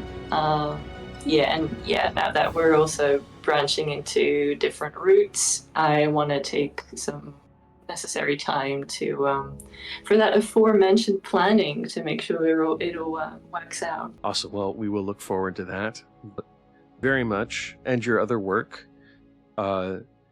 So you previously shared advice for new developers to keep it simple when starting out, and I know that you did that, and it worked out pretty well. So now that you're deep into this complex multi-chapter project, how do you reflect on that advice? Does it still resonate? Do you think about it any differently? Has that advice the same advice you would give to new developers, or has it changed at all? No, I still think that holds, actually. I've also, like I said, I've also made short games during the development of the Summit Library, and that felt really rewarding and fulfilling. So I would recommend that you keep doing that, even when you're neck deep in something really big and complex. Excellent. Because it feels really good to finish something. It gives you that endorphin boost to keep going, and it's also just a good way to, like, if you're already working on something else that's a bit bigger, it's a good way to switch things up when you're getting stuck or you get sick of working on the one thing, that you get to do something else for a little bit. So yeah, I would definitely still recommend start small, and then even when you're doing bigger things, maybe have some small things on the side, or like just other projects on the side that you can turn to. So listen, everybody, Kai said it first. Start small, do something simple first. Don't do this out of the gate. Widdershins, don't do that. Widdershins, yeah. Oh my gosh, yeah.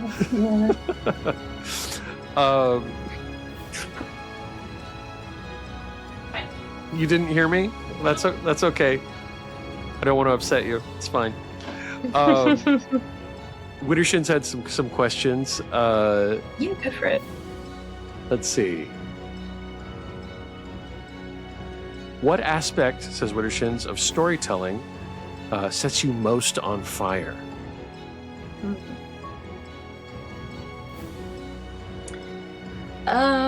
Yeah, the characters, of course. Characters. Like, especially. That reads. Yeah, that's what I find most interesting. Especially, it's really fun, complex characters that have goals and motivations that can be read different ways, several ways. And I guess, like, especially characters interacting with each other, I think is the most fun and rewarding to write.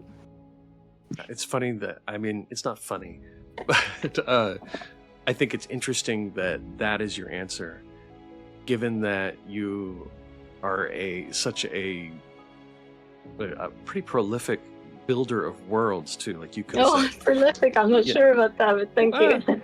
for an independent developer that is doing everything on their own, you have a few works under your belt now. I'd say you're pretty prolific. But also the world, like, you're building fantasy worlds and you're dealing with magic systems. So you could have said, I like doing magic systems, or I like world building, or I like thinking about economies. I think the fact that characters are your focus really what makes your work sing, though. So appreciate that. Thank you. Yeah, I mean, I think all those things that you mentioned are really interesting too. I love world building. I wrote my bachelor's thesis about world building. Did you really? But yeah, I did.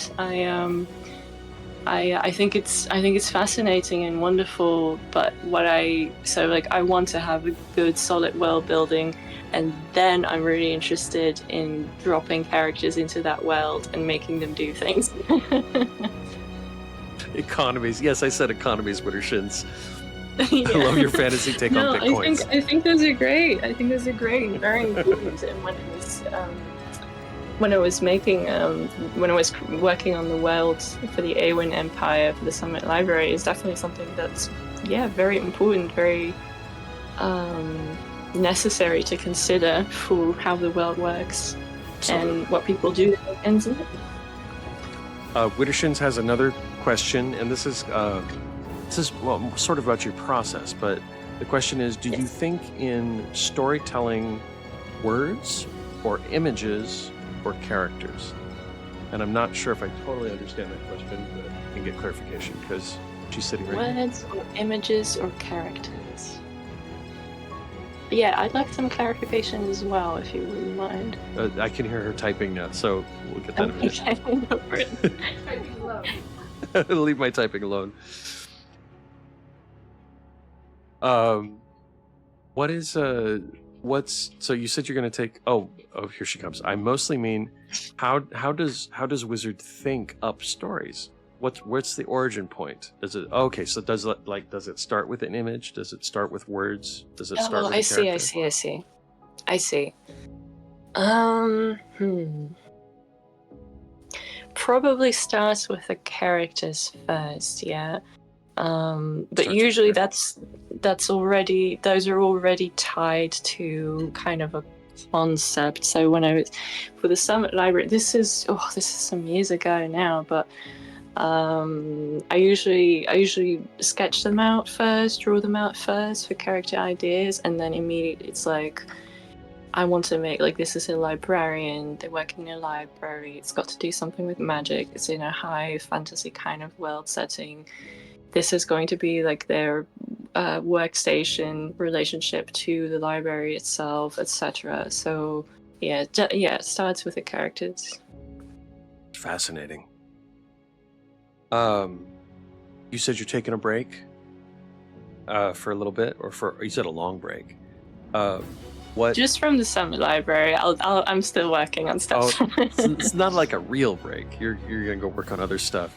So what should we be expecting next from you? So yeah, for next year, my main goal is to have the demo out for Residents in Orbit. That's going to be like my main goal. I'm hoping to maybe with Widdershins, like work on a jam project somewhere if everything lines up that way. And I've got like a few other projects as well that I'm working on that I don't necessarily expect to do anything with in the coming year, but we'll see like how well it goes. Awesome. Well, Yeah. Looking forward to obviously more of this and more of your work generally. Thank you so much for sharing this with us and being willing to come here and talk with us and hang out and let us play your beautiful, beautiful game. Is there anything that I missed? Anything that you'd like to talk about that we didn't cover? No, I just wanted to say thank you so much for playing and for inviting me here and chatting with me. I really appreciate it. You have a lovely voice and you're a really wonderful storyteller, so I really appreciate you taking the time to stream. Thank you. Gonna make me cry. Thank you. Everybody, this is Kai, QQU Studio, the creator of the Summit Library and other games. The link is pinned here at the top of the chat. For those of you that are watching this on YouTube, I'll have a link to QQU Studios on itch. You can also find their games on Steam, and look forward to more in the coming year. And we will try and keep up with them. Kai, thank you so much. I'm gonna go ahead and hang up now, and we're gonna end the stream. Again, thank you for being here. I hope we get to do this again. Yeah, me too. Thanks for having me. Bye, everyone. Bye. Good morning. Good night.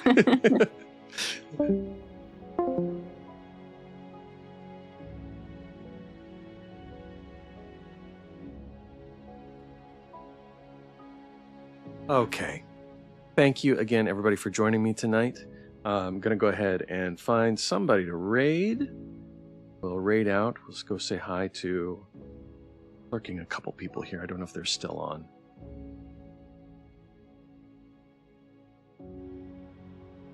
Well, Daniil is on. Jack is on. Jack is doing Xenosaga. Black is on. He's doing Kingdom Hearts. I think we'll go ahead and raid Daniil.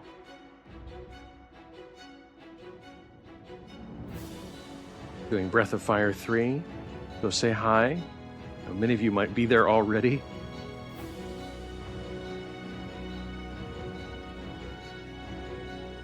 We're going to try and do some Baldur's Gate this coming weekend. So with Yuki, we gotta get back to it at some point. And yeah, thanks again, everybody, for being here. See you on the next one. Have a good night.